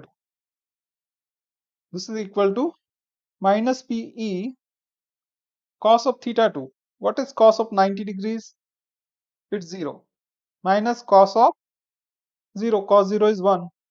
So this is 0 minus minus plus. So we get P times E. This is the answer. Option B. Right? Actually, we don't even need to solve this. Okay, first thing, cannot be infinity.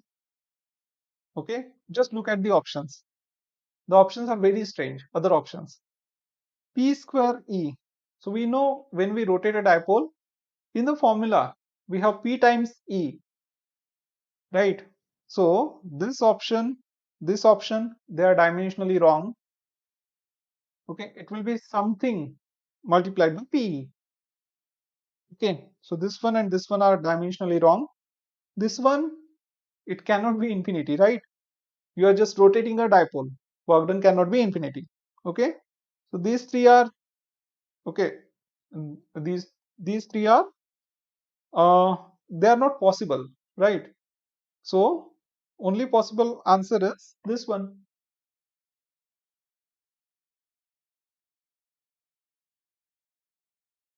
Okay. So you don't even have to solve this. Just merely just looking at the options, you should be able to guess that this is dimensionally it's not possible. It will be P multiplied by something. Okay, it cannot be P square. It cannot be PE multiplied by another E. Okay, so this is not possible dimensionally. Cannot be infinity. Okay, so what is left? This option only. Got it? Yes, no? Okay. So yeah, this will come by practice. Okay, it will come by practice.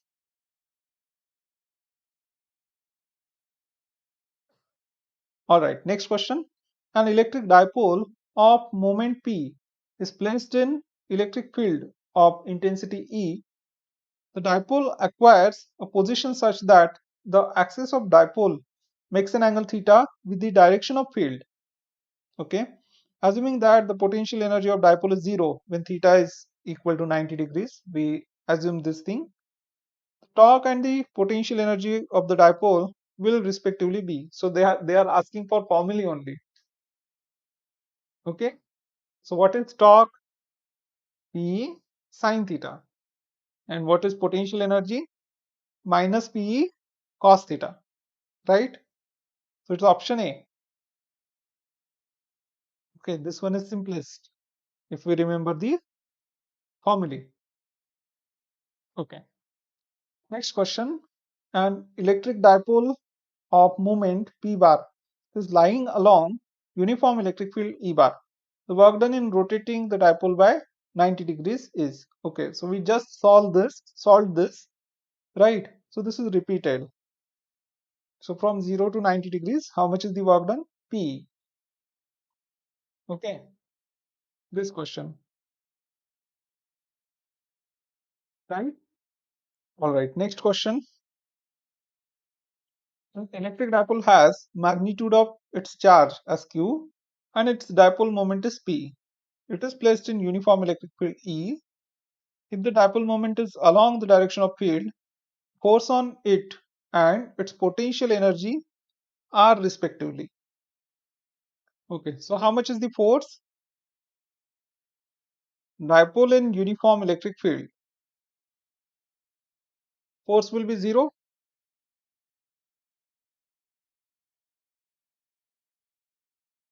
right? Force will be zero, and since it is in direction of the field, the potential will be minimum. Okay, potential energy will be minimum. So option C is the answer.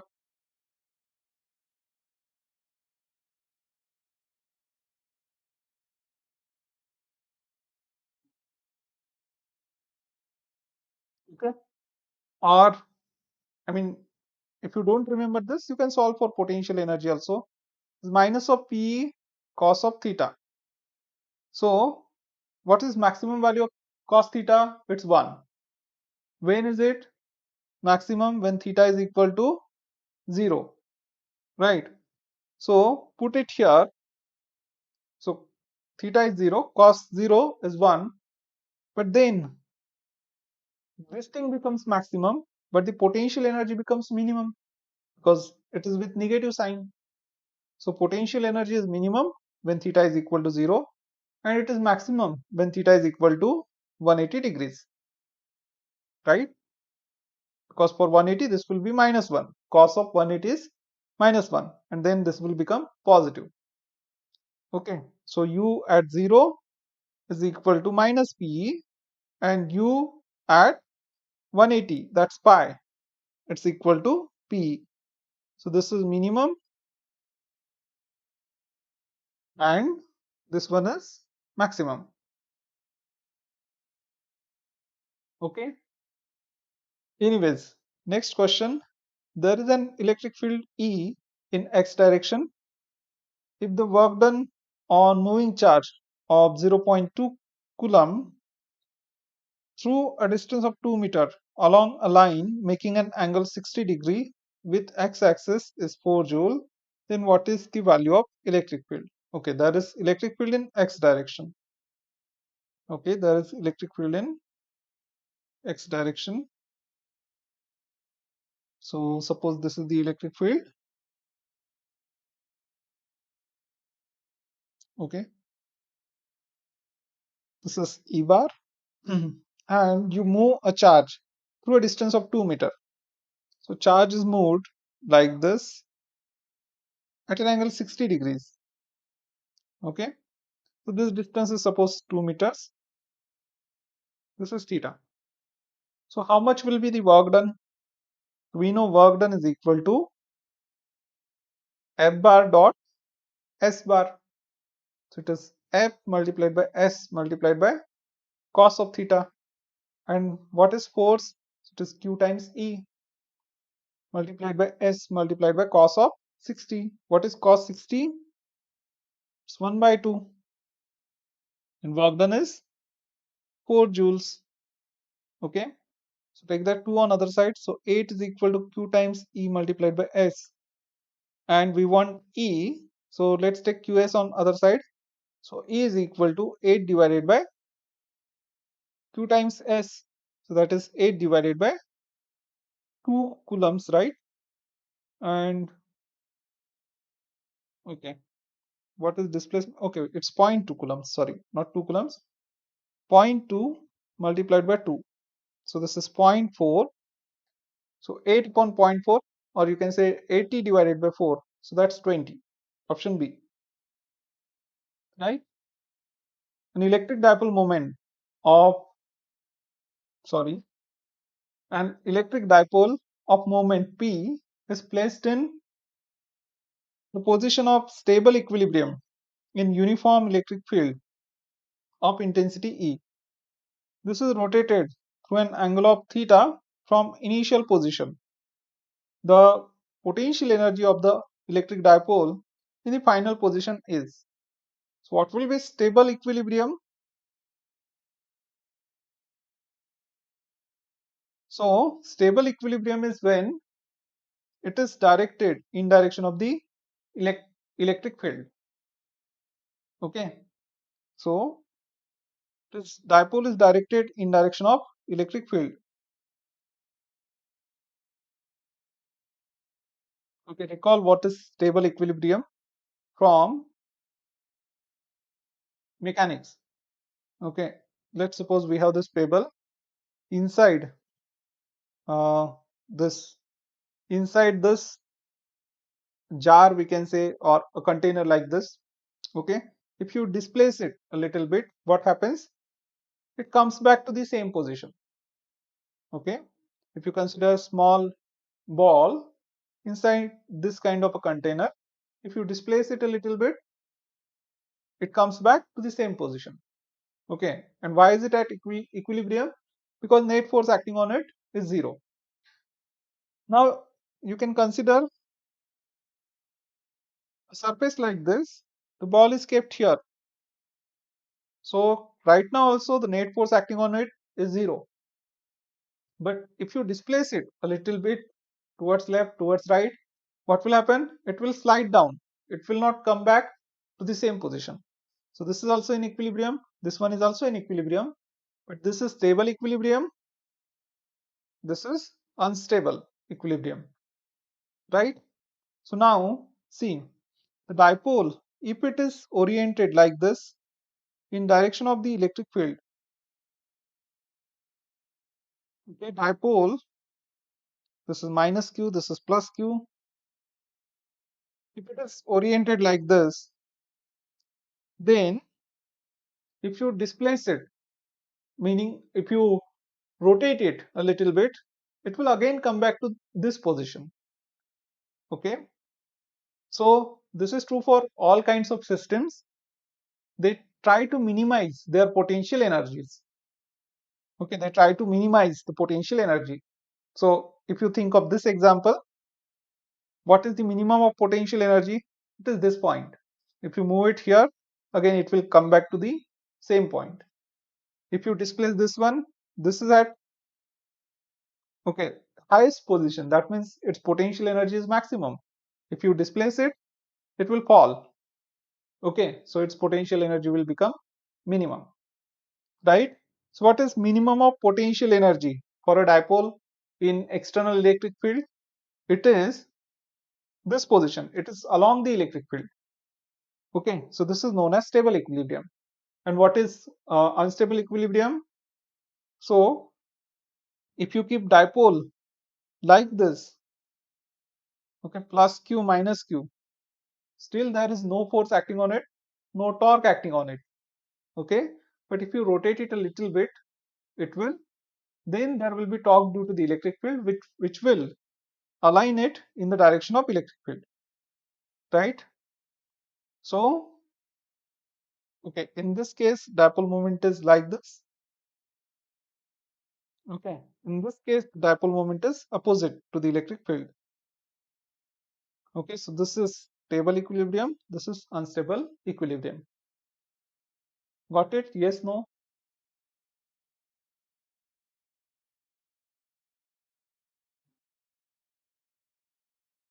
Okay.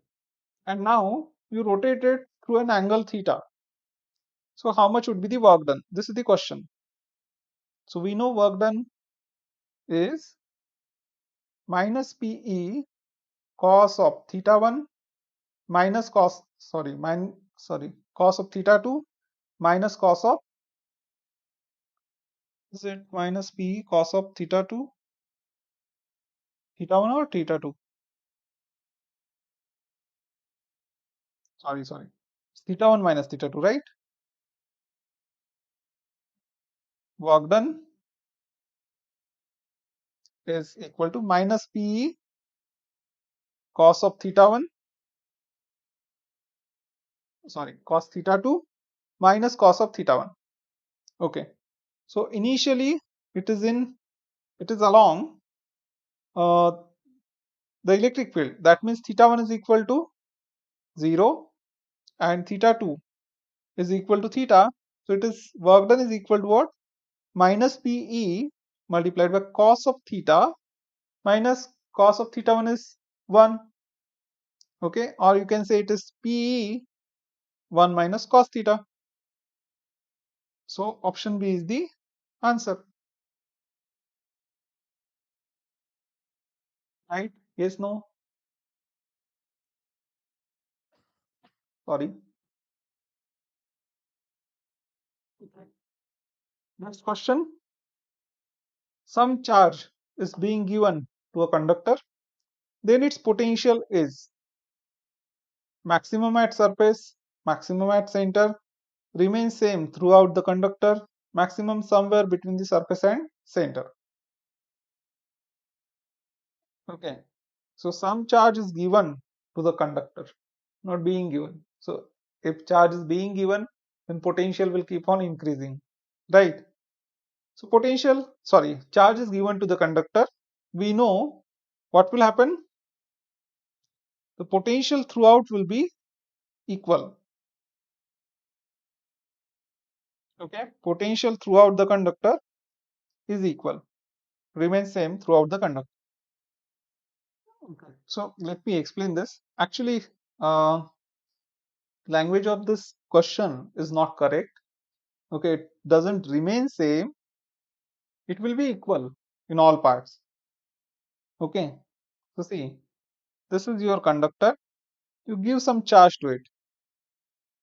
You gave some charge. Then if you say it's being given, so you keep on giving the charge. Suppose now charge delta Q is given, added. So what will happen when you give charge Q? It gets uniformly distributed throughout the conductor. Why?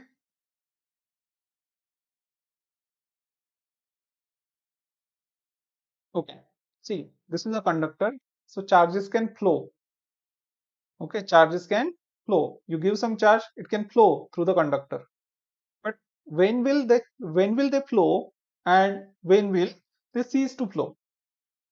So if potential, if there is some potential difference, then the charges will flow and they will keep on flowing till the time potential difference becomes zero. Okay, on all parts of the conductor. Okay, so what will happen if you give some charge? There will be repulsion. Okay, you are giving positive charge, there will be repulsion between these positive charges. So till what time these charges will repel each other? Till the time they settle at a particular distance when the force between them is zero. Okay, then we say the equilibrium is established. So when force is zero, that means electric field is zero, and if electric field is zero, that means there is no potential difference. Okay, so potential will be constant. But if you add some charge, what will happen? Potential will increase, right? Because what is potential? So if you think just out, potential at just outside point, sigma divided by epsilon naught. So if you give charge, surface charge density will increase, right? So potential doesn't remain constant, it will keep on increasing, but it will be equal uh, at all parts of the conductor.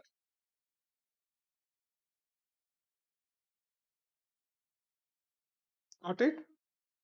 Let's see next question. So n identical, I'm sorry, n identical mercury droplets charged to same potential V coalesce to form a single bigger drop. The potential of the new drop will be. This is the question. So you have n mercury droplets and they are charged to same potential coalesce to form a single bigger drop. The potential of new drop will be. So what will happen here? You have this mercury droplet, suppose. Okay. So potential due to all of them will be, you can say it's 1 upon 4 pi epsilon naught multiplied by q upon small r. Okay, this is potential due to one such small droplet. Now, if you join them all, what will happen? Okay, so sorry, if you combine them all, not join, n such droplets, what will happen now? So the new drop that you are getting, it will have charge equal to, let's suppose, capital Q. So capital Q will be equal to what? It will be n times of, this is small n, right? N times of small q. Okay, total charge on bigger drop that you are getting due to the n drops being coalesced. Okay, n drops combined. The total charge will be equal to small n times q. Okay, charge on n multiplied by charge on each drop. Now, what will be the potential now? So let's call it V dash. It will be equal to 1 upon 4 pi epsilon naught multiplied by this capital Q divided by R. So the new drop that you get, its radius is suppose capital R. Okay. So now what will be V dash in terms of V? This is the question. So for that, we need to find out this R in terms of small r. Okay. Right. So if n drops combine, what happens? I can say volume of the bigger drop. Okay. Volume of, now again, volume of bigger drop, big drop is equal to n times volume of small drops. Okay, so that is 4 by 3 pi r cube is equal to n times 4 by 3 pi r cube, sorry, pi multiplied by small r cube. So 4 by 3 pi and 4 by 3 pi will get cancelled. R cube is equal to small n times small r cube. So that means r is equal to, we have to take cube root on both sides, n raised to 1/3 multiplied by small r. So we can substitute that here. So we get v dash is equal to 1 upon 4 pi epsilon naught multiplied by q is equal to n times small q. R is equal to what? N raised to 1/3 multiplied by small r. So you have n raised to 1 divided by n raised to 1 by 3. It is n raised to 2 by 3. Right? So it is n raised to 2 by 3 times the remaining thing is, it's 1 upon 4 pi epsilon naught q by r. That's potential due to small drop. So it is n raised to 2/3 of potential due to small drop. So it's option D. Got it? Sorry. So this was the last question. Okay. I added this when we started the class. Okay. So I thought it's a good question and it should not be missed. So there will be similar kind of question in surface tension, and there it is repeated many times. Okay. Two metallic spheres of radii 1 centimeter and 3 centimeter are given charges of -1 multiplied by 10 raised to -2 coulomb and 5 multiplied by 10 raised to -2 coulomb respectively. If these are connected by conducting wire, the final charge on bigger sphere is. So we have two metallic spheres, R1 and R2 is given, and charges on them are given. So let's suppose this is sphere 1, this is sphere 2, and we connect them by means of a wire. So this is some wire. Okay, what will happen now? So initially charge on the first one was Q1, charge on second one was Q2. Their radii were R1 and R2.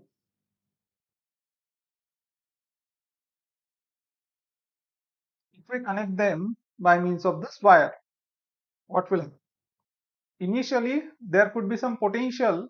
Okay, so this one was at potential V1, this one was at potential V2, we can say, and that potential is 1 upon 4 pi epsilon naught Q1 upon R1, and for this one it is 1 upon 4 pi epsilon naught Q2 upon R2, right?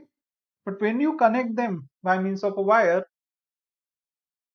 then the charge will flow from first to second or from second to first, and the potential difference across, so till the time the potential difference becomes zero. Okay, so ultimately we can say the potential on both of them will be equal, right? So see, so we can say initially, okay, initially charge on them was Q1 plus Q2, okay, so the total charge, so which is equal to -1 multiplied by 10 raised to -2 plus 5 multiplied by 10 raised to -2, and that is 4 multiplied by 10 raised to -2. Okay, so total charge is equal to 4 multiplied by 10 raised to -2 coulombs, right? Then after you connect wire, so final charge will also remain same. Final charge will remain same. So charge is not going anywhere. So final charge is also equal to Q. So total charge is Q. Final charge is also equal to Q. But there will be redistribution of charge. So this is suppose, I'm sorry, Q1 dash and Q2 dash are their final charges. Okay. So Q is equal to Q1 dash plus Q2 dash. Right. But again, what will happen? So the potentials on them will become equal. Okay, till that time the charge will keep on moving. So we can say 1 upon 4 pi epsilon naught, or let's call it K only.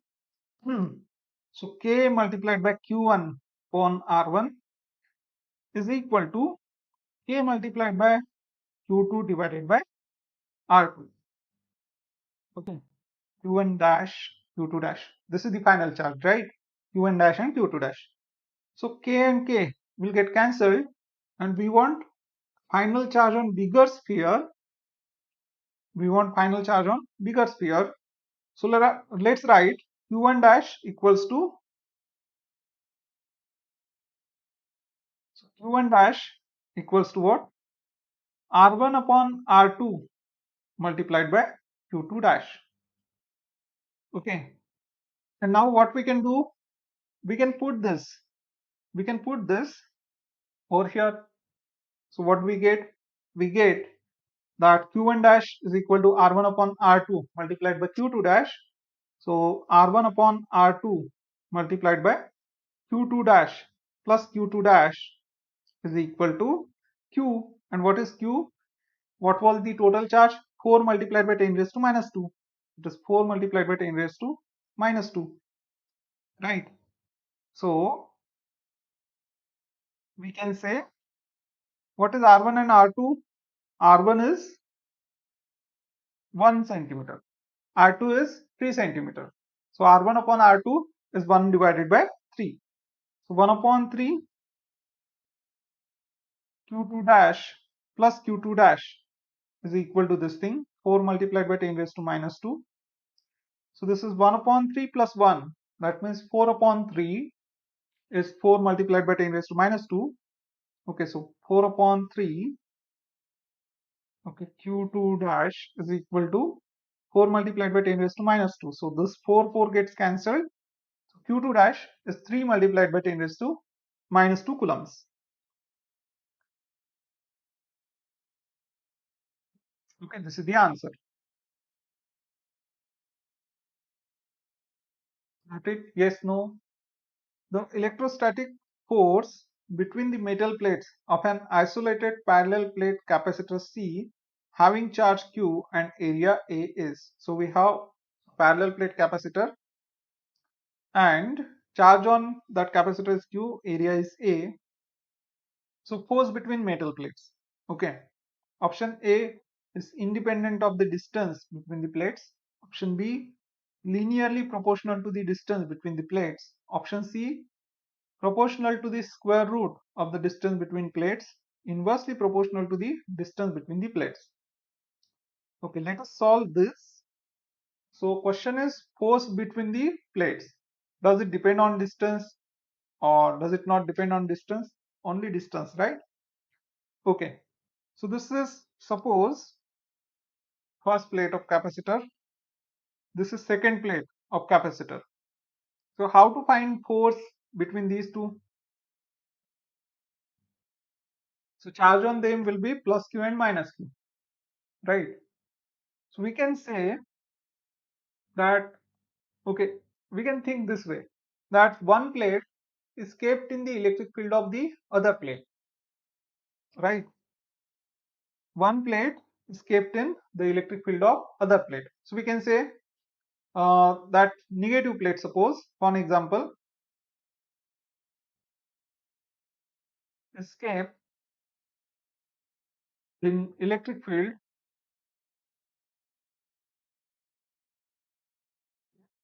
positive, or vice versa. You can say positive plate is kept in electric field of negative. The same thing. Okay. So how much is electric field produced by this one? This positive plate at this point, sigma divided by 2 epsilon naught, right?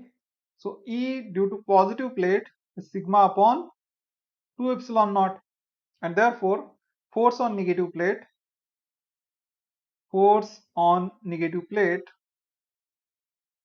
F is equal to EP multiplied by the charge on that plate, which is minus Q. Okay, so F is equal to EP is sigma upon 2 epsilon naught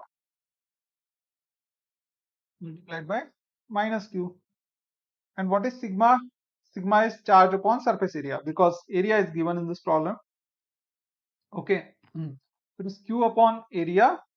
So force will be equal to minus Q square divided by 2A epsilon naught. Okay, so it depends on charge, it depends on area, it depends on epsilon naught. Does it depend on distance? It does not depend on distance, right?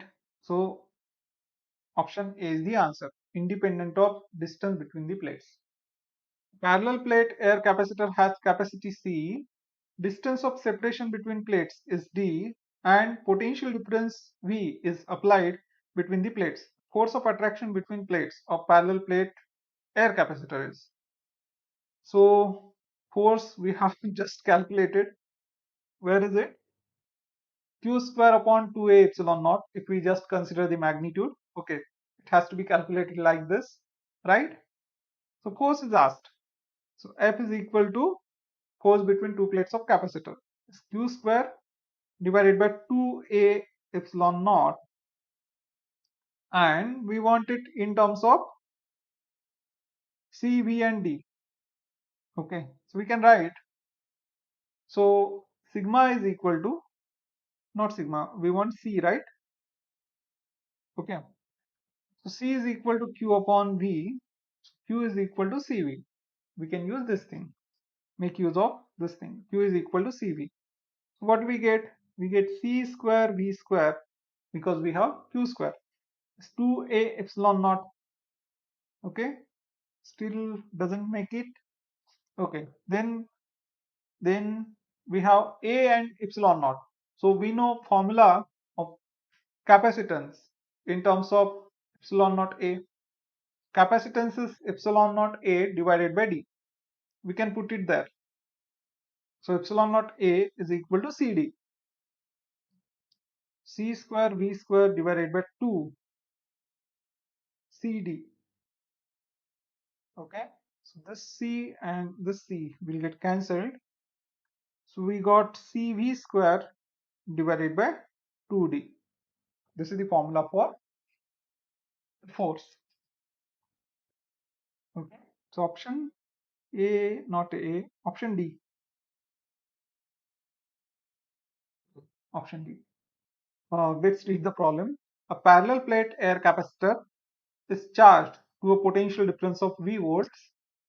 After disconnecting the charging battery, the distance between plates of the capacitor is increased.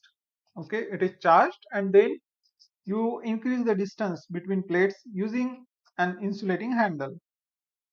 Okay, as a result of the potential difference between the plates increases, decreases, does not change, becomes zero. Can you say? Can you tell? This one is simpler, right? You have charged a capacitor. So what will happen? There will be some electric field. What is electric field? Sigma divided by epsilon naught, right? Electric field between two plates of capacitor. Okay, sigma upon epsilon naught, and it is constant from first plate to second plate within that region. Okay, it's sigma upon epsilon naught. Then we know electric field is potential difference. Okay, delta V, potential difference we can say. We are writing it as V for capacitor only. Okay, but V is potential difference between plates, right? So potential difference divided by D. Okay, it's potential difference divided by D. So you take that D on other side, so we get V equals to E times D. Once you have charged a capacitor, the charge will remain same. So sigma will remain same. So it is epsilon naught sigma upon epsilon naught multiplied by d. So if you are increasing the distance between plates, what will happen? Potential difference will increase. Okay, so it's option A, right? It's option A. Good. Three capacitors each of capacitance C and of breakdown voltage V. So breakdown voltage is basically the maximum voltage that you can apply between two plates of capacitor. If you increase the voltage beyond that, what happens is the air gets ionized and the charge will flow from one plate to the other plate, right? So you can apply some potential difference. See, when you charge a capacitor, there will be some positive charge here, negative charge here, sorry, negative charge here, and if you keep on increasing the charge, what will happen? So air has molecules, right? Atoms or molecules, mostly they are molecules, okay, H2, O2, N2, etc., etc. Basically it's okay, O2 and H2, okay. So these molecules will get ionized, right? Okay, if you increase the electric field too much, right? So if you charge a capacitor too much, okay, beyond a particular potential difference, then what will happen? The air between these two plates will get ionized and the charge will flow like this. So these electrons, they will flow through the air between the two plates, okay, and that means these two terminals or two plates are shorted now. So what will happen? The charge will get nullified. Got it? Yes, no? Okay, charges will flow through the air, okay, and if you want to see, there are lots of demos on YouTube also, or if you have some science center near you, you can check it there. Okay, all right. So lightning also is one such example. Okay, when potential difference becomes too much, the electric field between clouds and earth, we can say, becomes too much. Okay, the potential difference becomes greater than the ionizing potential of the air, the medium. Then what happens? The air becomes ionized and charges flow. Okay, from cloud to earth, we can say positive charge, or from earth to the clouds, negative charge. Right. All right. So breakdown voltage is maximum voltage that we can apply. So then three capacitors, each of capacitance C and of breakdown voltage V are joined in series. They are joined in series. Capacitance and breakdown voltage of the combination will be. So this is simplest question. Series combination, three capacitors, what will happen?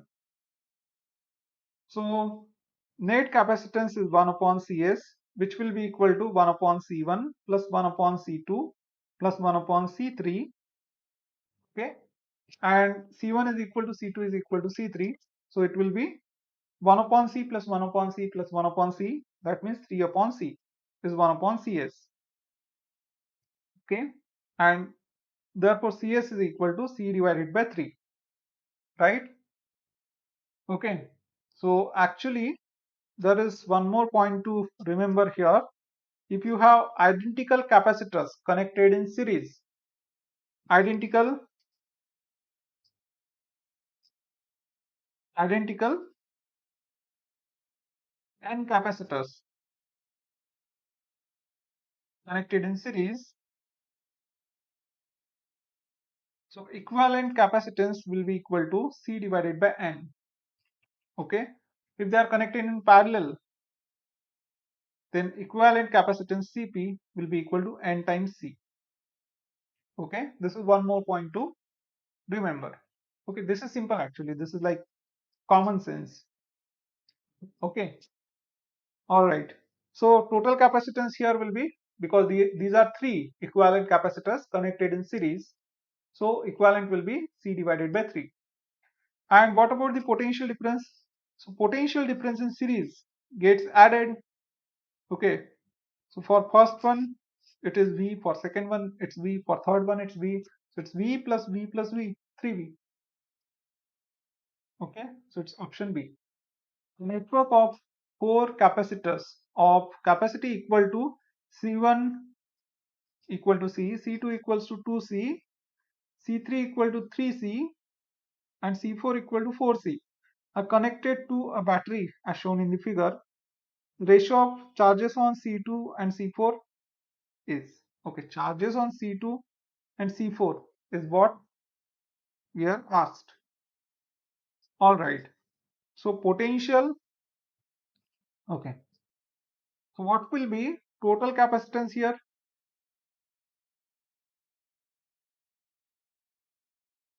What will be total capacitance of these three?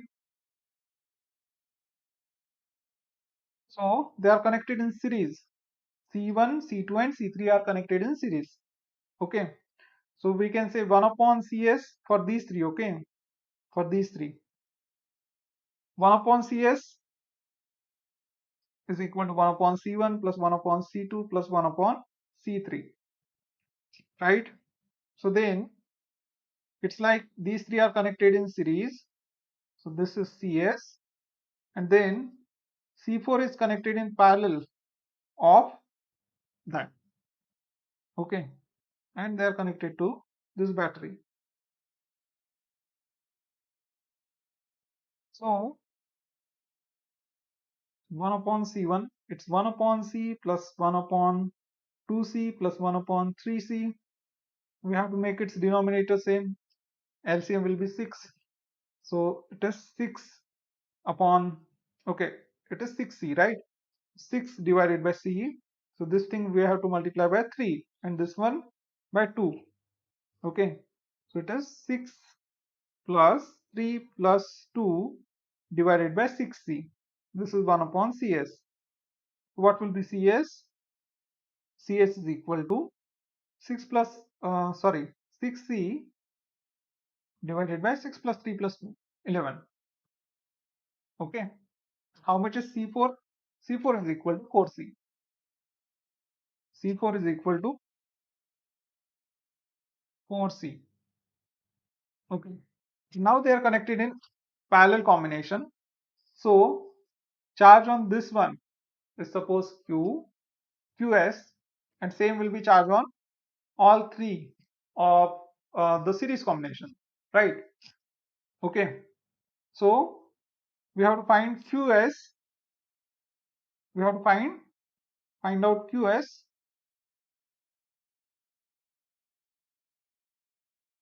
So QS we can say, so C is equal to Q upon V, Q equals to CV, CS times V, and Q4 is equal to C4 times V because they are in parallel combination. Okay, the ratio of C2 to C4. That means, sorry, we don't want charges. Yeah, we want charges, right? We want ratio of charges. C2 to C4.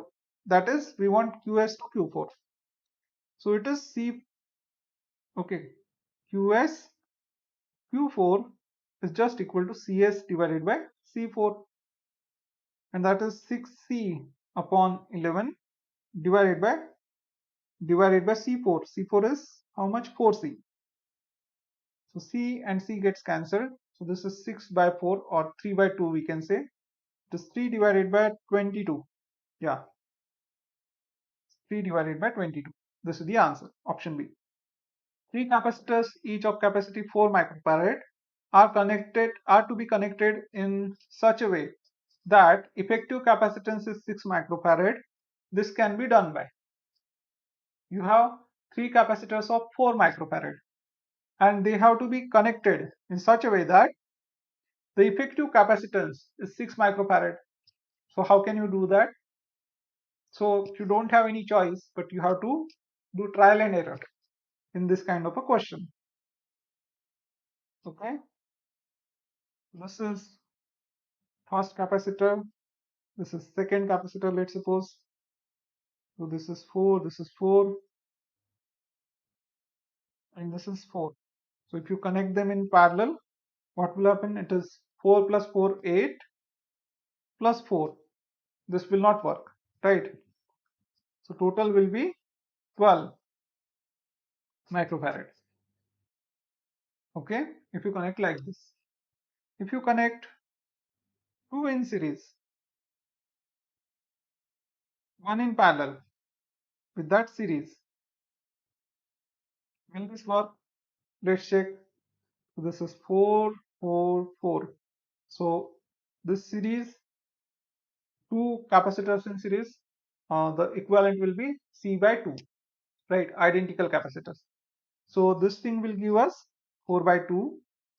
Okay, C by 2 or 4 is equal to 4 by 2, 2, and this is 4.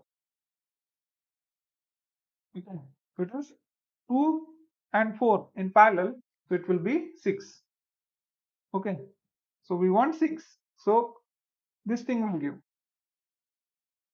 Okay, so is there such an option connecting two in series and one in parallel?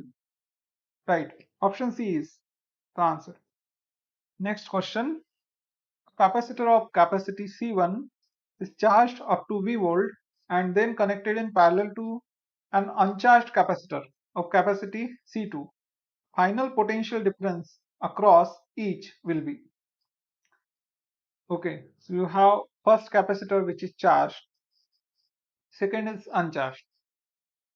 So this is first one, capacitance is C1, charge on it is Q1. Second one has capacitance C2, it is connected in parallel. So initially it is not charged. Initially it is not charged. So now what will happen? So this charge will get distributed, right? So total initial charge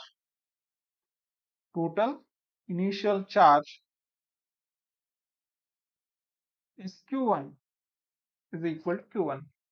And now suppose final charges on them are Q1 dash and Q2 dash.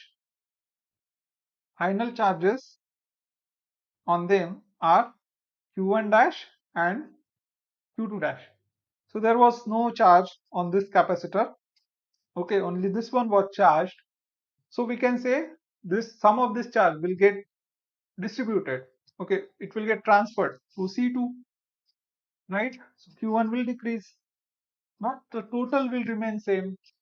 So I can say Q1 is equal to Q1 dash plus Q2 dash. So Q1 we can write as C1 times V because this one is charged, potential V. Q1 dash. Now suppose because they are connected in parallel combination, okay, potential across both of them will be, potential difference across both of them will be equal. So let's suppose potential difference is V dash, okay, and potential difference is V dash between these 2 points, V dash. So Q1 dash will be equal to C1 multiplied by V dash, Q2 dash is equal to C2 multiplied by V dash. We want to find out common potential difference, so we can take it common. Okay, so we'll be left with C1 plus C2. We can move it on other side. So what do we get? I'm sorry, V dash is equal to C1 upon C1 plus C2 multiplied by V. Right? It's option B. What is the effective capacitance between points X and Y? Okay, so this combination, it is known as Wheatstone bridge combination. So it will appear in capacitors and more often it will appear in electricity, current electricity, the next chapter that we will see. Okay, so see this combination, and this question, this kind of question, I mean, it has been repeated.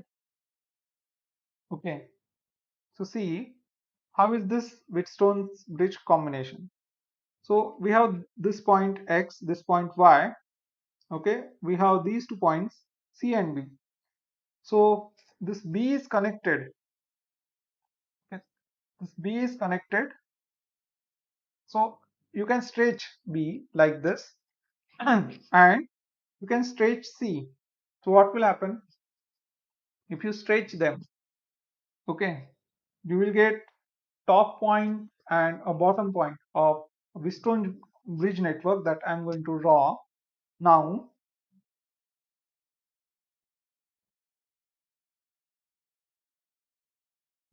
You have this point X, okay, which is connected to this point A, right? So, so C1 equals to 6 microfarad. Okay. After that, you have this point B, right?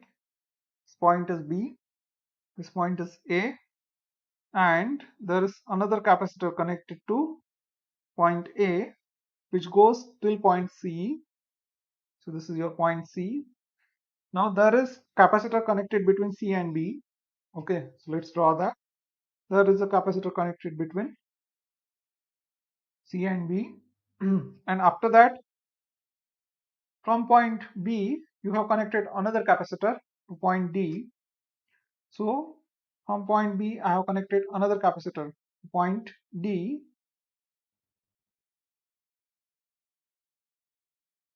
Another capacitor to point D, and D I am connecting to this point Y. Okay, and between C and D, see between C and D, you have connected another capacitor. Okay, so between C and D, you have connected another capacitor. Okay, so this thing will look like this. Okay, so what is capacitance between B and C? It is 20 microfarad. This is 20 microfarad. Okay, which one? This one. Between B and D, 6 microfarad. All others are 6 microfarad. All others are 6 microfarads. Okay, so you got it in this point.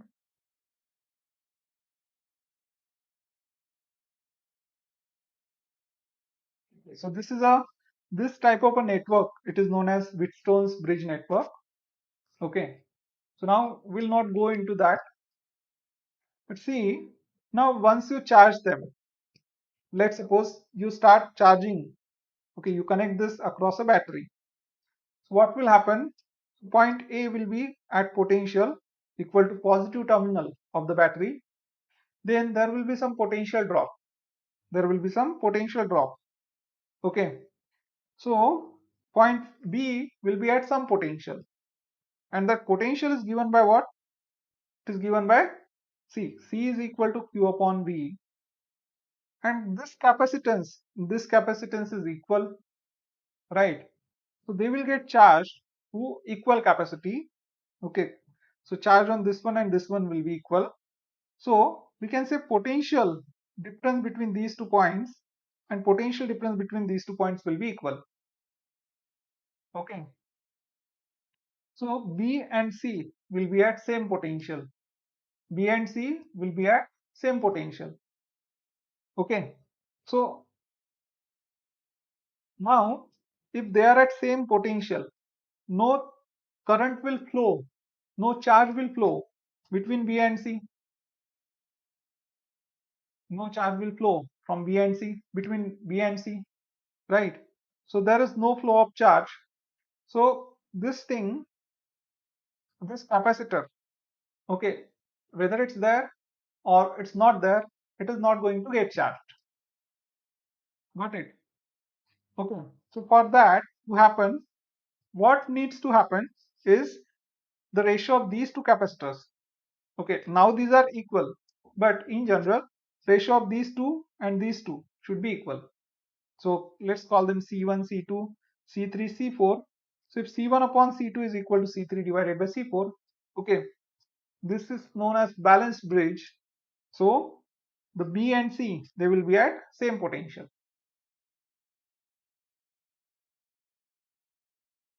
Got it?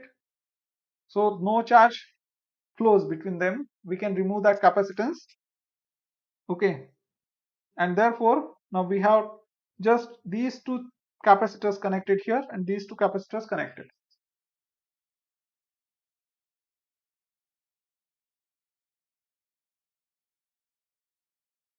Right? So our network becomes simplified. So all of them are 6666. I'm sorry. So these are in series. What will be net capacitance? 6 divided by 2. It is 3.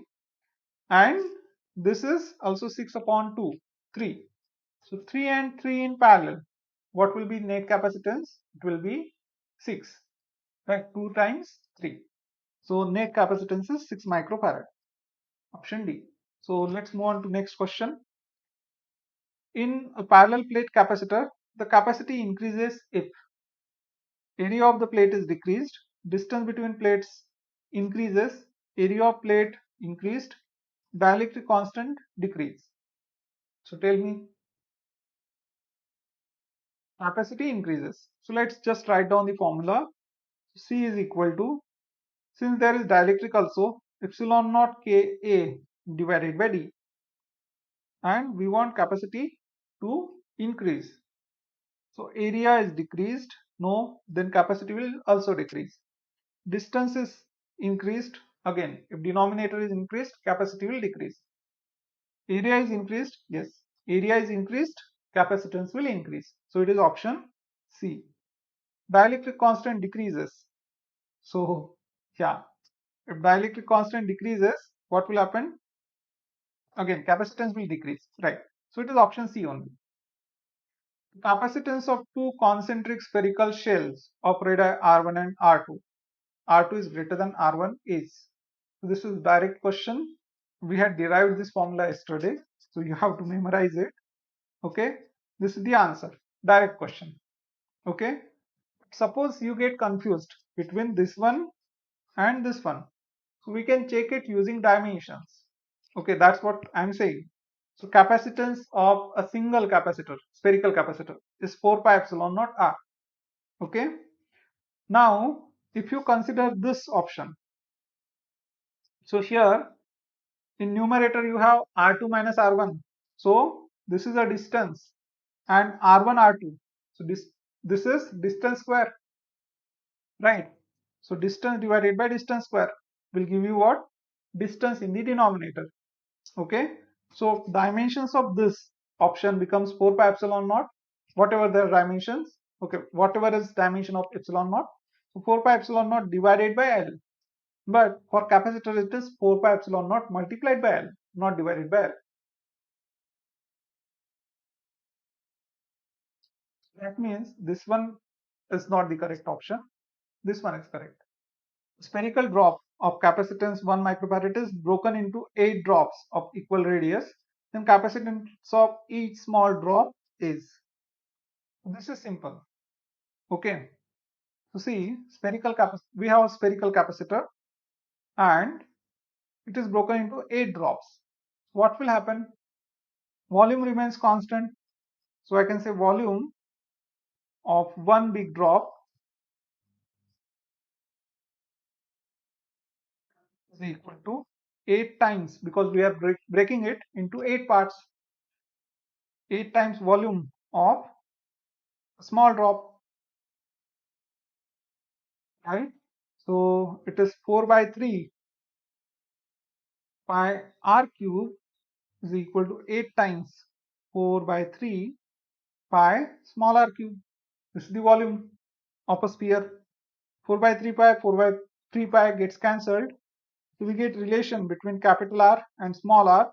So if we take cube root, so cube root of 8 is 2. Capital R is equal to 2 times small r. Okay. So what will be ratio? So capacitance of small drop, C small divided by C of big, is equal to 4 pi epsilon naught small r divided by 4 pi epsilon naught capital R. So 4 pi epsilon naught cancelled, to small r upon capital R. That's the ratio.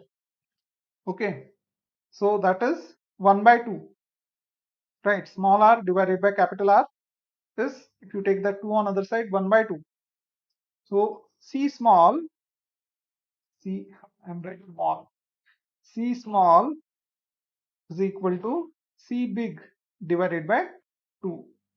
Okay, so it was 1 microfarad, it becomes half. Option A. When a capacitor is connected to a battery,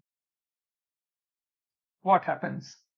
Okay, option A, current flows in the circuit for some time, then decreases to 0. Option B, no current flows in the circuit at all. Option C, an alternating current flows in the circuit, and option D, none of the above. When capacitor is connected to battery, current will flow till the time it gets charged. After it gets charged, there is no flow of current. So it is option A, current flows in the circuit for some time. Yeah, then it decreases to 0. Right, it's option A. Cylindrical capacitor.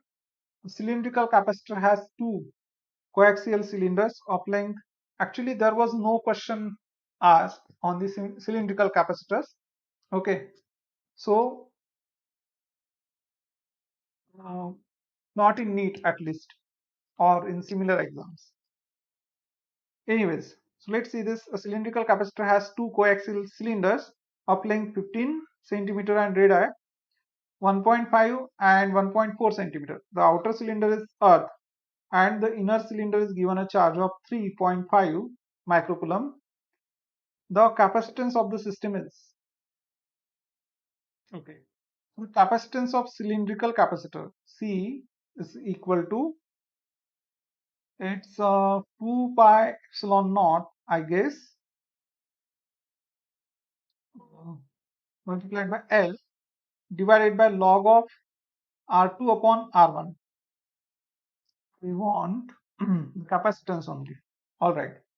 So yeah, then this is simple. We just have to substitute values here. Okay. So we know 1 upon 4 pi epsilon naught is equal to 9 multiplied by 10 raised to 9. So 2 pi epsilon naught will be, so 1 upon 2 pi epsilon naught will be 18 multiplied by 10 raised to 9. Okay, so 2 pi epsilon naught is 1 upon 18 multiplied by 10 raised to 9. Multiplied with length is 15 centimeters. 15 multiplied by 10 raised to minus 2, and log of R2 upon R1. So R2 is 1.5, R1 is 1.4, right? So it will be log of 1.5 divided by 1.4. Oh, we need log table here. Okay. Actually, we need log table. So yeah, you can check this. Okay. So this is how we will solve, right? It is direct question. We have to put values. That's it.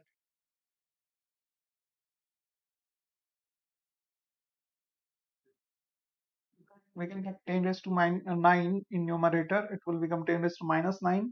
So 15 divided by 18 is 5 by 6 multiplied by 10 raised to minus 11 divided by, we have log of 1.5 divided by 1.4. Okay, this is natural log.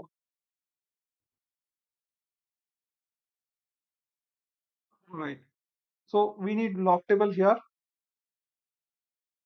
So this will be close to 1.1 and it will be 2.303 multiplied by log to the base 10 of 1.1.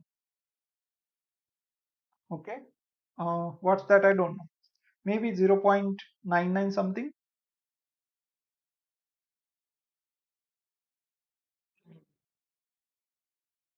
Anyway, so is there an, okay, you can calculate it, right?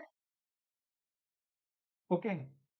A long hollow conducting cylinder is kept coaxially inside another long hollow conducting cylinder of larger radius. Both the cylinders are initially electrically neutral. Okay. Potential difference appears between the two cylinders when a charge density is given to inner cylinder. Potential difference appears between the two cylinders when charge density is given to inner cylinder. This is correct. Okay. No potential difference appears between two cylinders when a uniform line charge is kept along the axis of cylinders. Okay, this is wrong. I'm sorry. Potential difference appears between two cylinders when charge density is given to outer cylinder. This cannot happen. None of this. Okay. So let me explain these three options. Okay. So see, we have two cylinders like this, and we had discussed this yesterday. But suppose there is some charge on the inner cylinder. Now, charge on outer cylinder is suppose Q2. So it will produce some potential. Okay. So potential on first cylinder V1 will be due to charge on itself plus charge on outer cylinder, and potential on Q2 also it will be due to charge on inner cylinder and charge on outer cylinder. Okay, but what happens is when we find potential difference V1 minus V2, then the potential due to charge on outer cylinder gets cancelled out. This thing happens for cylinders, this thing happens for spheres also. Okay, potential on Q1, potential on first due to charge on Q2, and potential on Q2 due to charge on Q2, it is equal because potential on a hollow conductor and inside hollow conductor, it's equal. So potential due to charge on Q2 gets cancelled out. So basically potential is because of charge on Q1 only. Sorry, potential difference is because of charge on Q1 only. You got this? And that's why this option, no potential difference appears the between two cylinders when a uniform, not this one. Potential difference appears between two cylinders when charge density is given to outer cylinder. So if you give charge density to outer cylinder, nothing will happen because potential due to outer cylinder on inner cylinder and on outer cylinder is equal. Is it clear?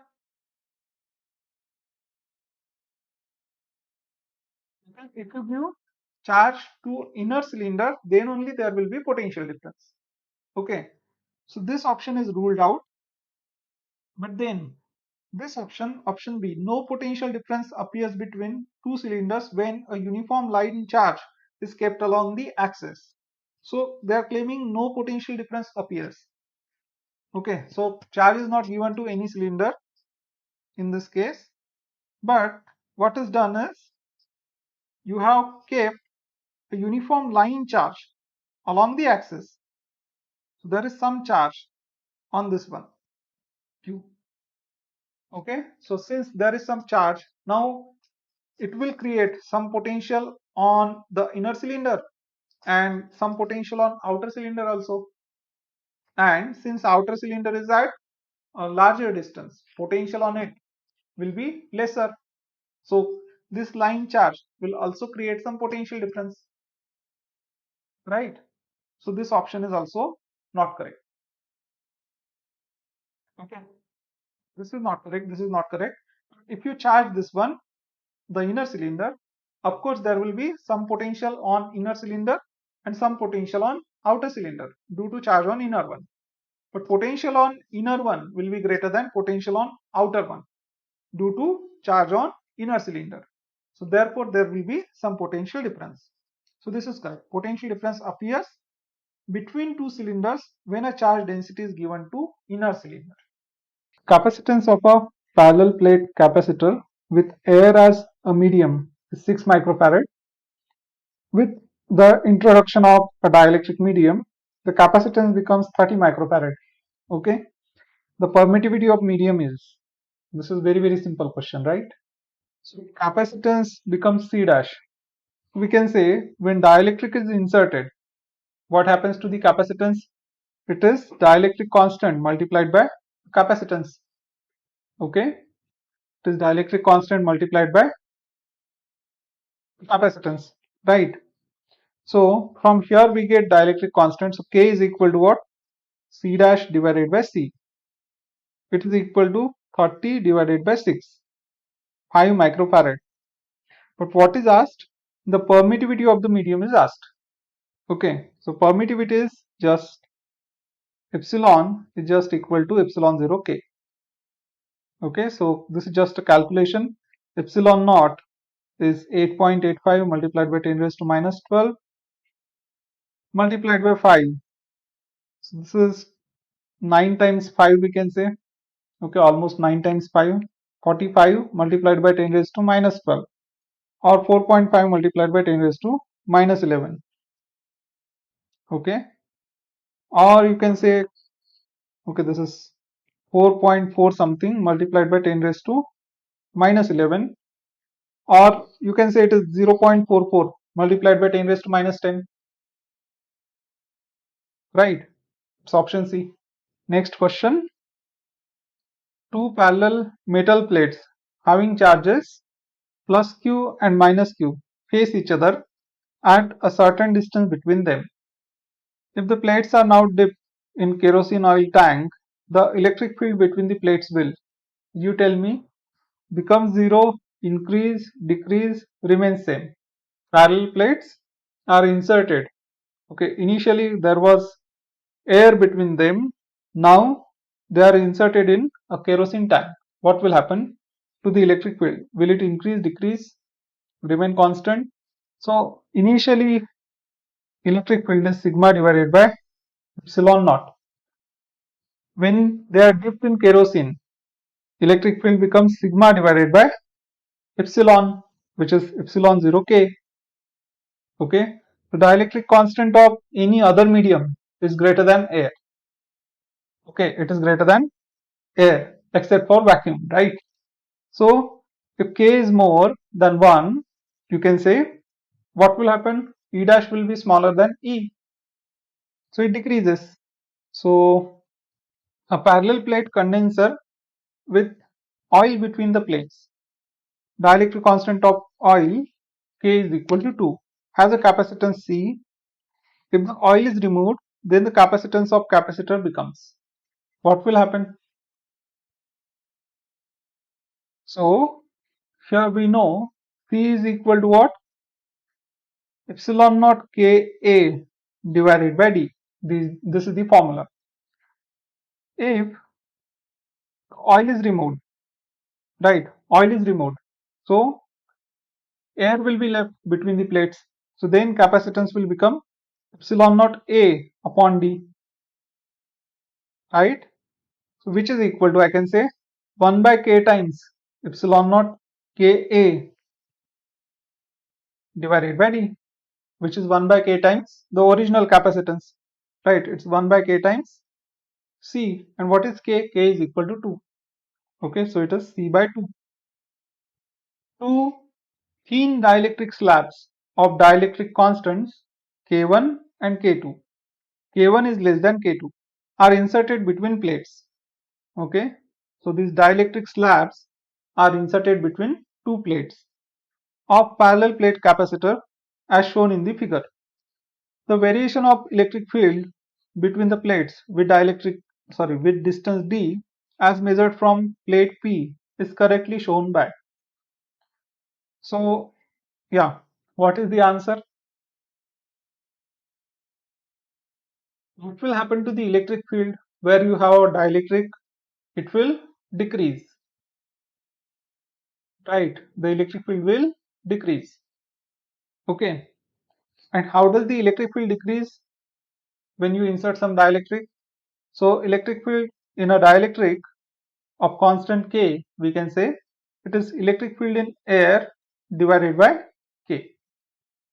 Okay, so here, here and here the electric field will be same. It's electric field in air. So here it will decrease and here it will decrease. Okay, now it depends on the dielectric constant. So it's given that K2 is greater than K1. So electric field in this region will be less than the electric field in this region. Okay. So it will start off with some value, then it will decrease. Okay, it's decreasing here. Okay, in this diagram and in this diagram, it's decreasing here also, but it will not become zero. Okay, it will not become zero. These are not conductors. Okay, so it will decrease, and again in the other one also it will decrease. Okay, so electric field has some value, then it decreases, then it comes back to the original value, again it decreases. Now dielectric constant of the other one is greater, so it will dip furthermore. Okay, it will look like this. See the graph. It's option C. Parallel plate capacitor of area A, plate separation D, and capacitance C is filled with four dielectric materials. Okay, there are four dielectric materials in this capacitor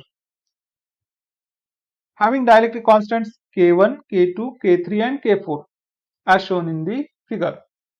If a single dielectric material is to be used to have the same capacitance C in this capacitor, then its dielectric constant K is given by.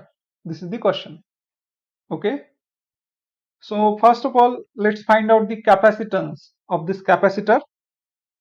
So see, here we have these three capacitors. Okay, we can say these three parts, they act like three different capacitors, and this one is fourth capacitor. So these three are in series or parallel, right? These three are in parallel combination, so their capacitance will get added. Okay, you can draw it like this if you like. This is 1 2 3. Okay, so this is, here you have dielectric constant K1, K2 and K3. So these three are in parallel combination, and the fourth one is in series. Okay, series with parallel combination of these three. So first of all, let's find out the capacitance of their parallel combination. Okay, so we know the formula for capacitance. It is epsilon naught Ka divided by D. Okay, and in parallel there is addition of capacitances. So the total capacitance of parallel combination Cp will be epsilon naught K1 A1 divided by D. D is same, and it is equal to what? Half of the D. Okay, half of distance between two plates. Okay, it is D by 2. And what about the area? Area is 1/3. Right, area is 1/3. So instead of A1, I will say it is A by 3. Plus similarly, capacitance of this one is epsilon naught K2 A2 divided by D2. But A2 and D2 are same. A by 3 and D by 2. Okay. So it is epsilon naught K2 A by 3 divided by D by 2, plus you have epsilon naught K3 A3, which is also A by 3 divided by D by 2. Okay. Then you can take many things common. You can take epsilon naught A and D common, epsilon naught A by D. Okay, then this 2 will go to the numerator, this 3 will go to the denominator. It is 2 times epsilon naught A divided by 3D. Okay, and multiplied by, you have K1 plus K2 plus K3. So this is capacitance of parallel, and this one is in series with this combination. So what will be net capacitance? The net capacitance will be equal to, let's suppose Cs is the net capacitance. So 1 upon Cs is equal to, we can say 1 upon Cp plus 1 upon fourth capacitance. Okay, 1 upon C4. which is equal to 3D divided by K1 plus K2 plus K3 multiplied by, okay, just 2 times, right? 2 times epsilon naught A, okay, plus for this one, the capacitance will be epsilon naught K into A4 divided by D4. Okay, and what is A4? A4 is A. This this dielectric is spread in complete area, but the distance between plates is half. Okay, so it is, okay, we have to write 1 upon C4. So it is epsilon naught K4 A4, which is A divided by D4, and D4 is D by 2. Okay, so it will go in numerator, right? So D by 2. Okay, this is 1 upon CS. And now question is, if you want to replace, this capacitance, okay, this combination with a single dielectric material, okay, having dielectric constant K. So what will be that K, right? So for that we can say the CS is equal to epsilon naught K times A divided by D, right? Because if you fill this total space between the two plates by a single dielectric K, then for that capacitance is, the formula for capacitance is epsilon naught K divided by D. Okay, but we want 1 upon Cs, so it will be D divided by epsilon naught Ka. So this is equal to this thing, 3D divided by 2 K1 plus K2 plus K3 epsilon naught A plus D divided by 2 epsilon naught K4 A. So again epsilon naught A D will get cancelled. So D epsilon naught A, if you cancel it out, what do you get? You get 1 upon K is equal to 3 by 2 times K1 plus K2 plus K3, okay, plus you have 1 upon 2 times K4, okay, and okay, so here if you take this 2 on the other side, okay, if you take 2 on other side, you get 2 by K equals to 3 divided by K1 plus K2 plus K3 plus 1 upon K4. Okay, so this is the answer. Option C is the answer. Alright, let us see next question. Two identical capacitors C1 and C2 of equal capacitance are connected as shown in the circuit. Terminals A and B of key K, so these are C1 and C2, they are connected like this. Terminals A and B of key K are connected to charge capacitance C1. Okay, so they are connected like this so that C1 will get charged using battery of EMF V volt. EMF means the potential difference. Okay, for now. Okay, now disconnecting A and B, the terminals B and C are connected. So you disconnect this, you connect this. Okay, due to this, what will be the percentage loss of energy? This is the question. What will be percentage loss of energy?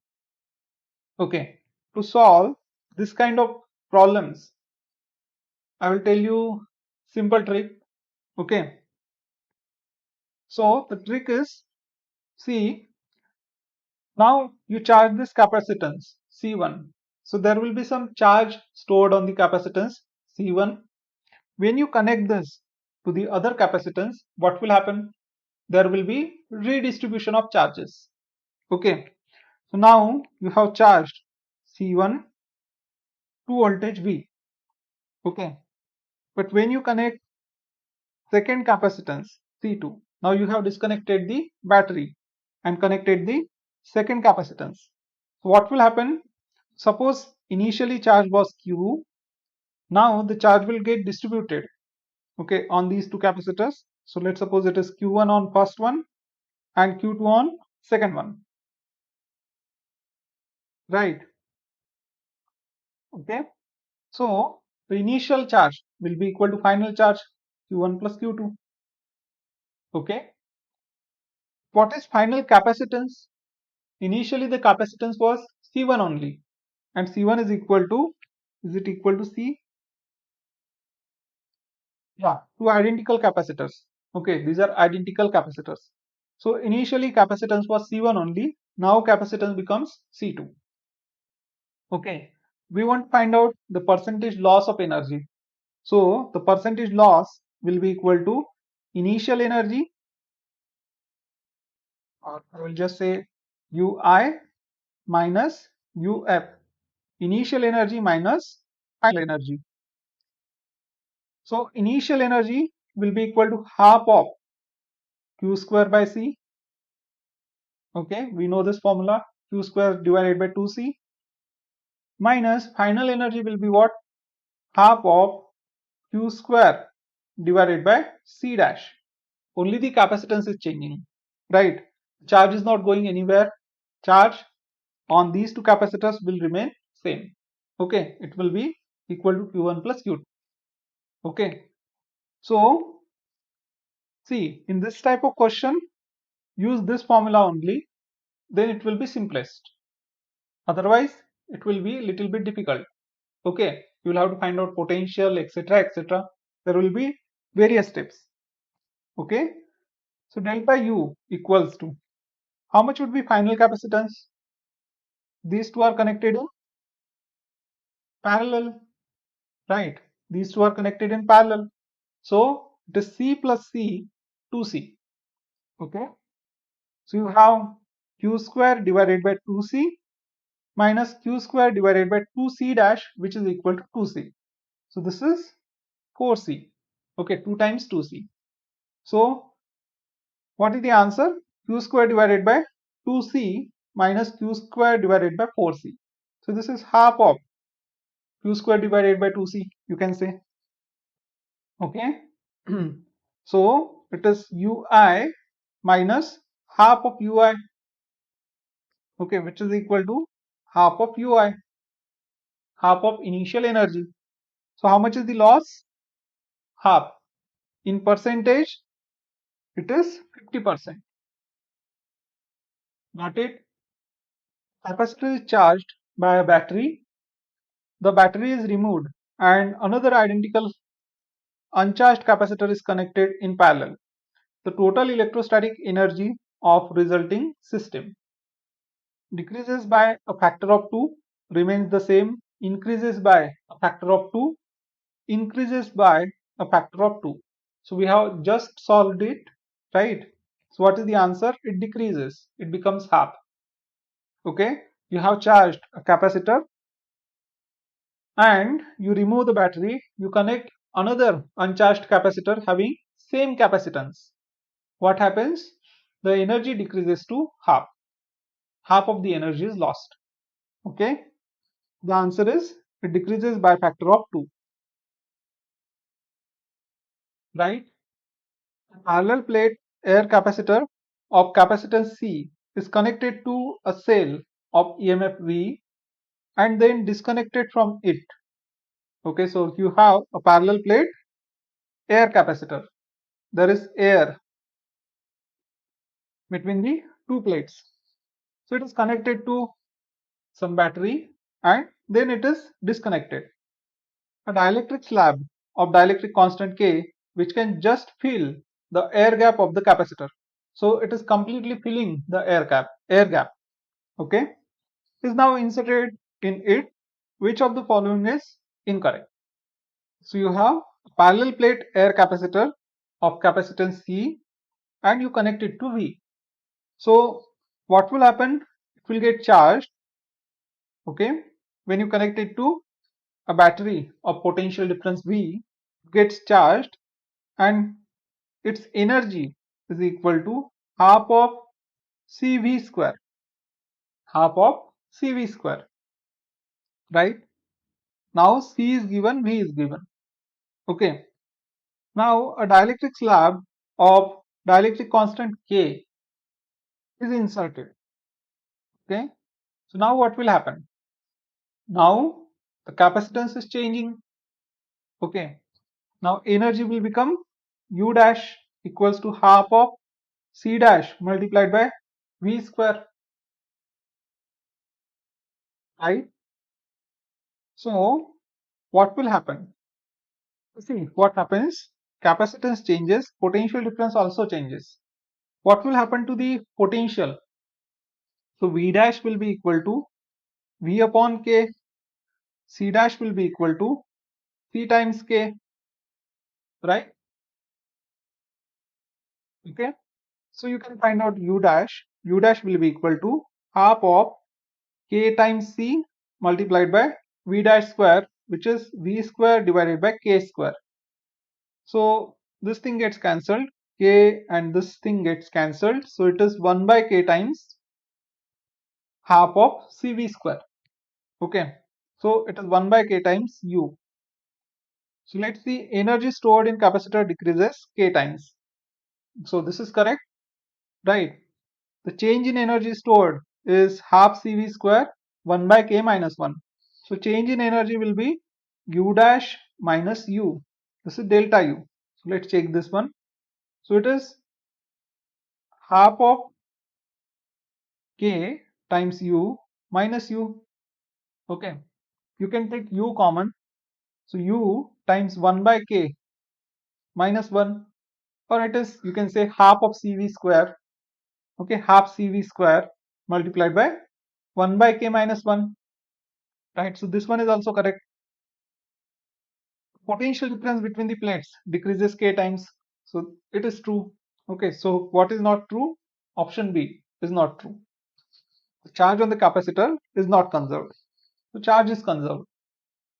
So why does potential difference becomes V by K? Because the electric field becomes uh, E by K, right? Electric field becomes E by K. Okay, when you insert a dielectric, it is sigma divided by epsilon naught. When there is no dielectric, when you insert a dielectric, it becomes sigma divided by epsilon naught K. So because electric field becomes sigma divided by epsilon naught K, that means it decreases K times. Potential difference is just, for a capacitor, it is just E times D. Okay, E times distance between plates. So E decreases. Okay, E becomes, E dash is equal to E by K, and therefore V dash is equal to what? V by K. Okay, that is the reason. Let's see next question. A parallel plate capacitor has a uniform electric field E in the space between the plates. If the distance between plates is D and area of each plate is A, the energy stored in the capacitor is. Tell me. This is very simple. We know energy stored per unit volume. Okay, energy stored per unit volume of a capacitor. We had found formula for it. So it is small u is capital U divided by volume. It is given by half of epsilon naught E square. So what is U? U is equal to half of epsilon naught E square multiplied by the volume. And what is volume of capacitor? So this is the capacitor, suppose. Its volume is equal to this area, okay, this area A multiplied by this distance D, A times D, right? So this is equal to half of epsilon naught E square multiplied by A times D. Option C. Next question.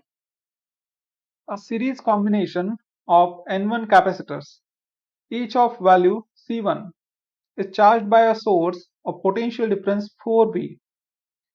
when another parallel combination of N2 capacitors, each of value C2, is charged by a source of potential difference V, it has same total energy. Okay, so series combination and parallel combination have same total energy. This is given as first combination has. The total, sorry, the value of C2 in terms of C1 is then. The value of C2 in terms of C1 is then. This is the question. Okay. So we have series combination of N1 capacitors, N1 identical capacitors, each of value C1. What is series combination? Cs is equal to C1 divided by N1, and parallel combination of N2 capacitors. So what is Cp? Cp is equal to N2 multiplied by C2. Okay. So what do we get? So series is charged by 4V. Okay. You have series combination whose capacitance is C1 upon N1. Parallel combination whose capacitance is N2 times C2. So now we charge series by 4 volts. So it's given that energy of series is equal to energy of parallel. So what is energy of series? Half of Cs multiplied by V square. So V is equal to 4V. Okay. And C2, Cp is N2C2. So here you have half of Cp multiplied by V square. Okay. Half and half gets cancelled. V square gets cancelled. So you have 16 Cs is equal to Cp. And now we just have to substitute Cs and Cp. So Cs is C1 upon N1. So you have 16 times C1 divided by N1 is equal to Cp. Cp is N2C2. N2 times C2. Okay. So which option is correct? We want C2, right? Take N2 on the other side. We want C2. So C2 is equal to 16C1 divided by N1 N2. It's option D. Next question. Two condensers, one of capacity C and other of capacity C by 2, are connected to a V volt battery. Okay, as shown in the figure. So these are two capacitors C and C by 2 connected in parallel and connected to battery. The work done in charging fully both condensers is. So this is very simple. Just find out the equivalent capacitance. Equivalent capacitances, they are connected in parallel. So we have equivalent capacitance equal to Cp. Cp is C. Okay, they are connected in parallel. So equivalent capacitance is Cp, which is equal to C plus C by 2. Okay, we can say it is C plus half C. It is 3 by 2C. Right. And therefore work done is equal to what?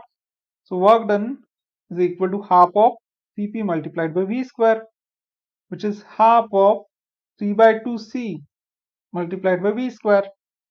Okay. Or you can say it is 3 by 4 CV square. Option B. Energy per unit volume for a capacitor having area A and separation D kept at potential difference V is given by. So, okay. So here it's not epsilon naught. Okay. Energy per unit volume, we know it is half of epsilon naught E square, right? It cannot be half CV square or half Q square divided by C, because this is energy stored in capacitor, total energy, not energy per unit volume. So it is either option A or option B. Right. It is option A because E is equal to V is equal to E times D. So E is V upon D. Okay. So half of epsilon naught V by D square, which is V square by D square.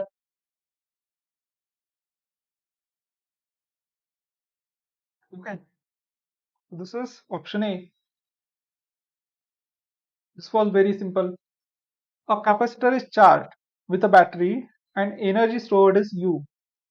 After disconnecting battery, another capacitor of same capacity is connected in parallel to first capacitor. Then energy stored in each capacitor is. Okay. So we have seen in multiple questions that when you disconnect a battery, you have capacitor and you charge it. Then you disconnect a battery and connect another capacitance. What happens to the energy? It becomes half. Okay. So energy of these two capacitors is equal to what? Half of U. Okay. U dash is equal to half of U. But question is the energy stored in each capacitor is. So energy stored in each of them will be equal. Sum of the energies is U by 2. Okay. Therefore, the energy will be equal to what? U by 4. Okay. Half of this energy in each capacitor will be half of U dash. Total is U by 2. So both will have energy equal to U by 4. The energy stored in a capacitor of capacity C and potential V is given by. So this is the simplest question. Right, it is half of CV square. Okay. Find the capacitance as shown in the figure. So we want to find out capacitance of these things. Okay. So here you have a capacitor and in d by 2, in half of the distance, you have filled a dielectric having dielectric constant K. So there is this dielectric slab. So what is the formula? So C dash is equal to epsilon naught A d minus T plus T by K. I think this is the formula. Okay. So let's find out the equivalent capacitance. It is epsilon naught A divided by d minus T. How much is d by d minus T? So T is equal to d by 2. Okay. So it is d minus d by 2, that is d by 2. Plus you have T by K, which is d by 2 divided by K. Okay. So since you can say you can take this 2 in the numerator. So it becomes epsilon naught A divided by 2 times epsilon naught A divided by D 1 plus 1 by K, or you can multiply this 1 multiply and divide it by K, so it will be K by K, so it is K plus 1 divided by K, that you can take to the numerator. It is 2 times K epsilon naught A divided by D multiplied by K plus 1. So this is the formula. Sorry, this is the answer. Okay, it's option A is the answer. So yeah, this is direct formula, we had derived it, but suppose in case you don't remember it, what will you do? So in that case, the answer is very simple. See, suppose you don't remember it, then you have two capacitors here. So one is air filled capacitor, one is dielectric filled capacitor. And how are they connected? They are in series combination. Okay. So air filled capacitor has distance between plates equal to d by 2. Okay. And dielectric capacitor also has distance between plates equal to d by 2. So see, the resultant capacitance C dash will be equal to, they are connected in series. Okay. So I can say 1 upon Cs is equal to 1 upon C of air filled region. Okay, 1 upon capacitance of air filled region plus 1 upon capacitance of dielectric region. So I will just call it Ck. So it is 1 upon epsilon naught A divided by D. And what is D? It's D by 2 plus 1 upon this epsilon naught K times A divided by D. And what is D? It's D by 2. Okay. Take this D by 2 in the numerator because it is in denominator of denominator, right? So take this to numerator. So it will be D by 2. You have 1 upon Cs is equal to D by 2 epsilon naught A plus 1 upon this is also D by 2 epsilon naught K. Okay. And then you can take this much common. Okay. It is D upon 2 epsilon naught A. I will take common. So it is 1 plus 1 by K, right? This is 1 upon Cs. So D divided by 2 times epsilon naught A.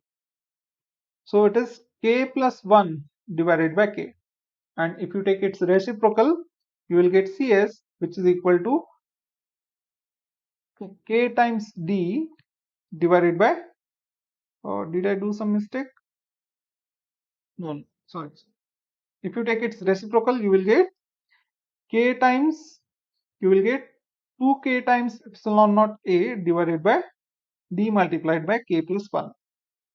And this is the answer. Right? This is the answer. Got it? Okay, so even if you forget the formula, this is how you can solve. Okay, so instead of d by 2, thickness can be different. Okay, instead of d by 2, thickness can be different.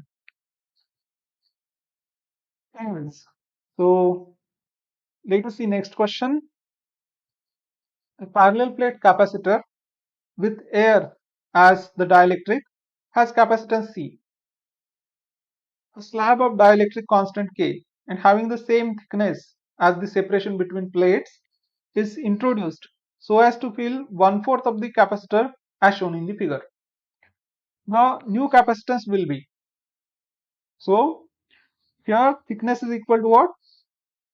Not the thickness, the area. Okay, area is equal to 1/4 of A. T is equal to A divided by 4.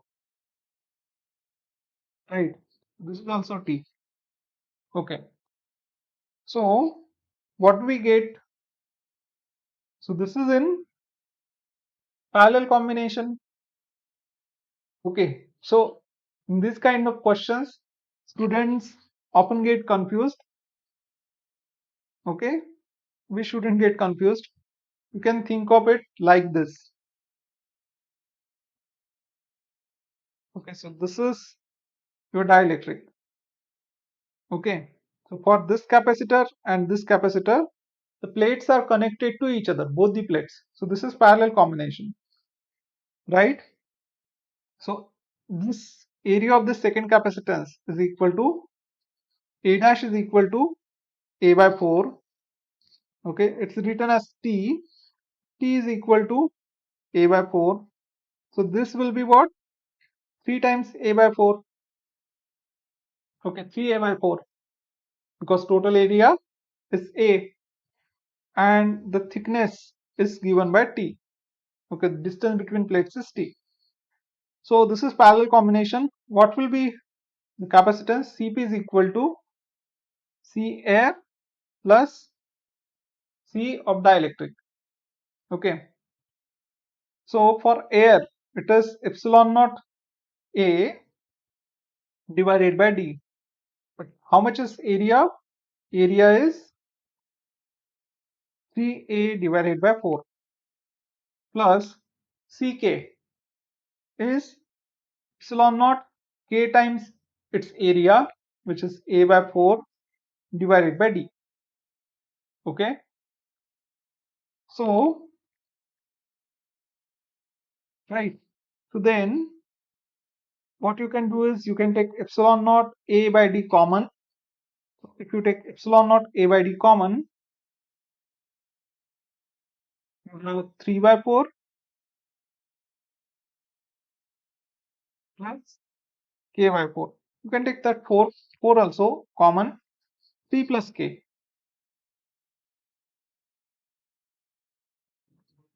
Okay. And then epsilon naught A by D.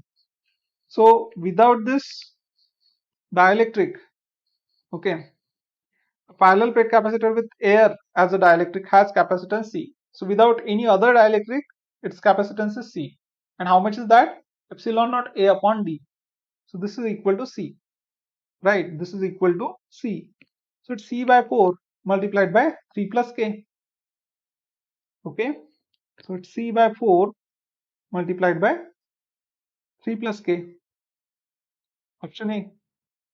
So next question is parallel plate capacitor is constructed using three different dielectric materials as shown in the figure K1, K2, K3. The parallel plates across which potential difference is applied of area A meter square and separated by distance d meter. Capacitance across A and B is okay. So total capacitance is this is the question. So once again, so this one and this one, okay, where you have K2 and K3, they are in series combination. Okay, they are in series combination. So what is capacitance of series combination? We have 1 upon Cs is equal to 1 upon, you can say C2, if you call this C1, C2 and C3. 1 upon C2 plus 1 upon C3. That is 1 upon, it is epsilon naught Ka upon D. What is K? K is K2.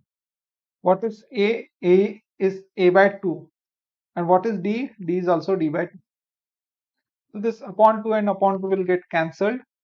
Okay, similarly, we have 1 upon C3, which is epsilon naught K3 A3 by D3.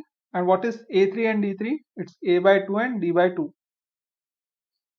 Okay, so what we can do is we can cancel out this 2 and we can move D in the numerator and we can take okay, many things common. So 1 upon Cs is equal to D divided by epsilon naught K. I will write it as epsilon naught A, right? And you have 1 upon K2. If you take these things common, 1 upon K2 plus 1 upon K3. Okay, so it is K2 plus K3 divided by K2 K3. And if you take its reciprocal, so you get Cs is equal to epsilon naught A multiplied by epsilon naught A upon D K2 K3 divided by K2 plus K3.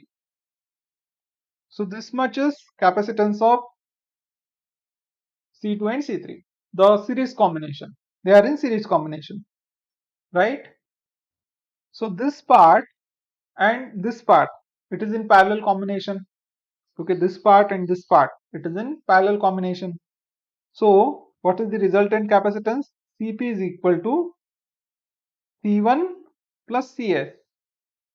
C1 plus series combination of C2 and C3, which is C1 is equal to, you can say epsilon naught K1 A1 divided by D1. And what is A1? So it is also filled in half of the sorry, half of the area.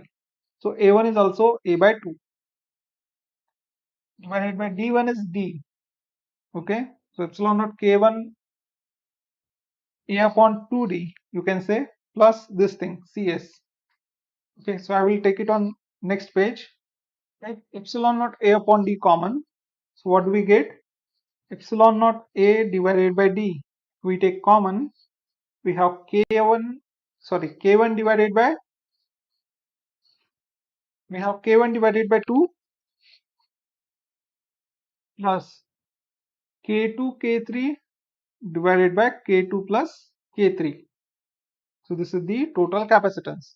Let's check if there is such an option. K1 upon 2 plus K2 K3 divided by K2 plus K3. Option A, right? It is K1 upon 2 K2 K3 plus K2 K3 divided by K2 plus K3. Option A.